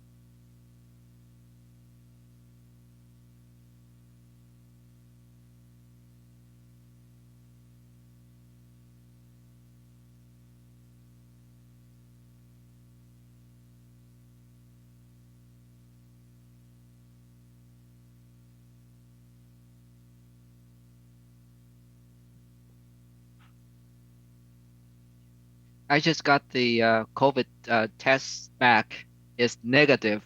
Yeah. Well, even if it was positive, You're you're happy at home, about so that, huh? you'd be okay, right?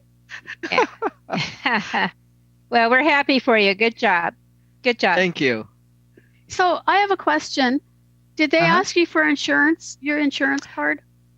Yes. going If you to. have insurance, you can show it to them. But if you don't, that's fine too. Yeah, they don't. All right, they don't counsel. really use it. So would they bill my like Kaiser then? If I have Counsel? insurance? I'm not sure. Can you- So I don't think so. Can you guys hear asked- me?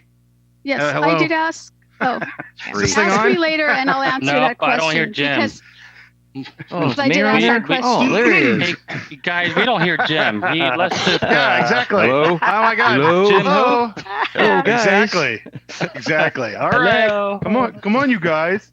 All right. We're back in order and debatable, but we're on the record now. Okay, council. We've had a few minutes. Let's go ahead and roll another roll call, I'll roll this over to Stephanie. Stephanie. All right, here we go. Councilmember Sefa Dawson, Deandra Kraft, Councilmember Baruso, The Undercraft. Councilmember Tran, Leanna Kraft, Councilmember Moore, Jack Dovey. Councilmember Kochmar, Jack Dovey, Council President Honda. I Jack Dovey. Mayor, the vote is still split 3-3. Okay, You know. Mr. Mayor, Yes, sir. Yes. I move that we move to executive session. There's been a motion. Is there a second? I'll second that. There's been a second. It requires a majority vote to go in. Is there any discussion regarding going into executive session? All right, hearing no discussion. All those in favor of retreat? I'm sorry, Council President Honda. Do you have a motion? Do you have a I was just going to say, I hope I can find my way in. right? Here. Okay. All those in favor of retiring to executive session? Aye. Aye. Okay, I hear Okay. 2 ayes.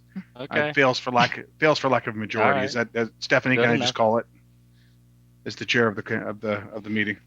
Yes, Mayor, unless you'd like me to do a Okay. roll call vote, I can do No, that. I don't think I don't think it's necessary. I think Okay. it's I can clear. record the votes. Yes. Mr. Mayor, Okay. Yes, can I make another motion? of course. I move that we adjourn the meeting and come back on Monday. I second that. There's been a motion and a second. Is there any discussion?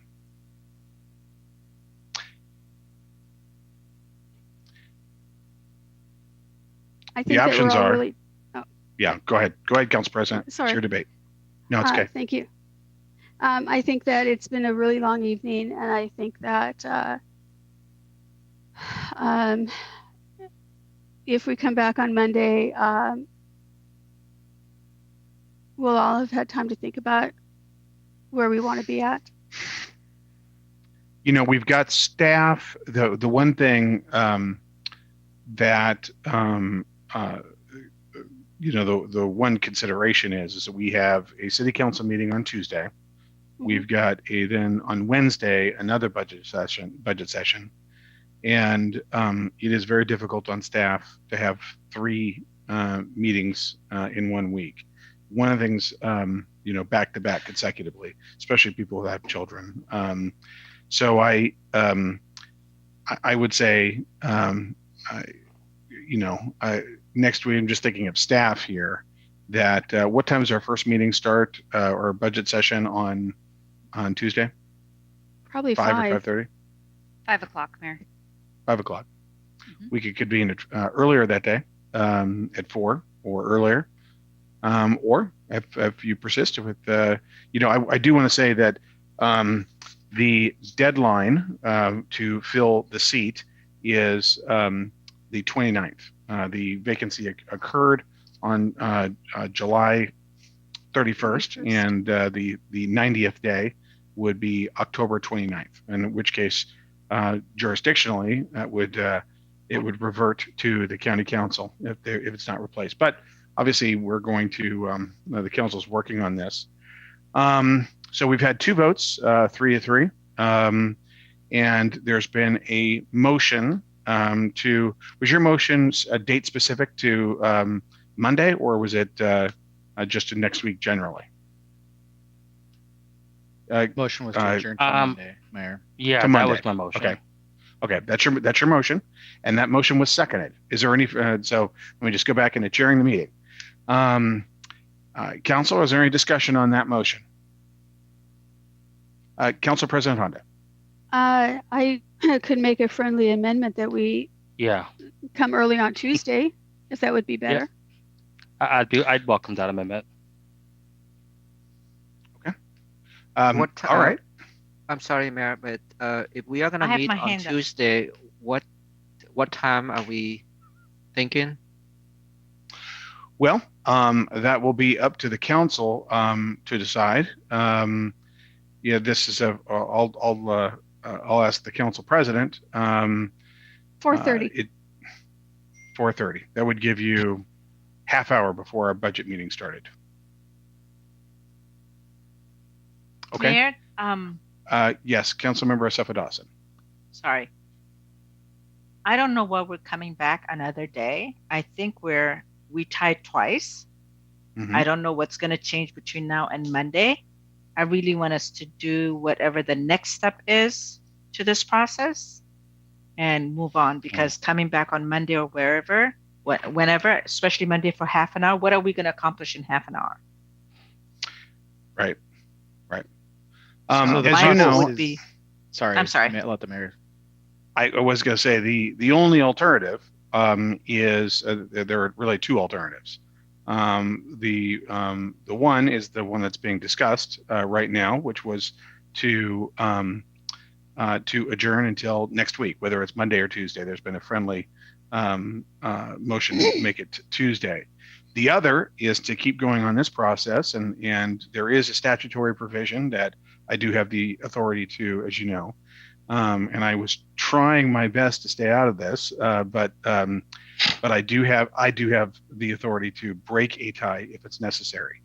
So there is that. That would be if you couldn't come to resolution. I do have that's something that is in state law. So and if this motion fails, then there perhaps would be another vote. So those are the options. Council, any discussion in regard to the motion? There's been a motion and a second.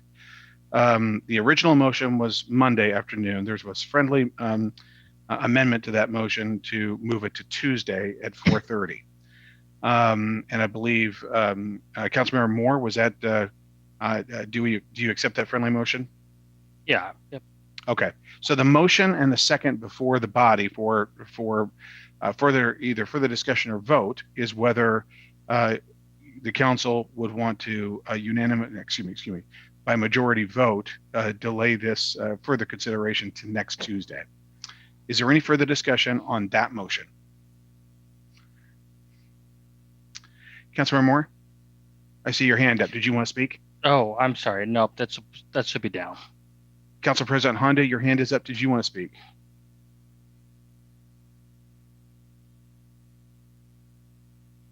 Okay, that's down. Councilmember Tran. Thank you, Mr. Mayor. I do agree with Councilmember Lydia that if we defer this until next week, I'm not sure how many of us are going to change our mind. And I agree with you, Mayor, that the additional stress that we are going to put on staff to coordinate this meeting one more time, and also the public. So I would rather keep it going, or you will exercise your authority to break the tie. Thank you. All right. Why don't we there's been a motion and a second to continue this to next Tuesday at 4:30 p.m. before the budget meeting, which would precede a city council meeting. All those in favor of that motion signify by saying aye. Aye. Aye. All those opposed? Nay. Opposed. Nay. Nay. Stephanie, would you please do the roll call? Yes, Mayor. Councilmember Asafa Dawson, Nay. Councilmember Baruso, Nay. Councilmember Tran, Nay. Councilmember Moore, Aye. Councilmember Kuchmer, Aye. Council President Honda. Aye. Vote is 3-3, Mayor. All right. Does not receive Let's- majority. Okay, I'm going to call for another roll call vote. Would the city clerk please call for another roll call vote? Councilmember Asafa Dawson. Nay. No, I'm sorry. Oh. A roll It's call all vote. candidates. A name. A roll call vote for the candidates. For which of the two candidates? Oh, I'm so sorry. Okay, sorry. Sorry. Leandra I'm sorry, I Kraft. didn't make that clear. Okay. Leandra Kraft. Councilmember Tran? Or Councilmember Baruso? Sorry, I'm out of order. I'm sorry. Councilmember okay. Baruso. Leander Kraft. Councilmember Tran. Leandra Kraft. Councilmember Moore. Jack Dovey. Councilmember Kuchmer. Jack Dovey. Council President Honda. Jack Dovey. All right. It's a 3-3 tie. All right. And I will exercise my Yeah. statutory authority to break the tie in favor of Leander Kraft. Yep. Great. Would the city clerk please swear in, or actually would we do that over this, or would we do it? How do we do the swearing in? Yes, we can do it virtually, Mayor, and then we'll have her come in and sign the documents before the next meeting. Leandra, if you want to join us on video and audio.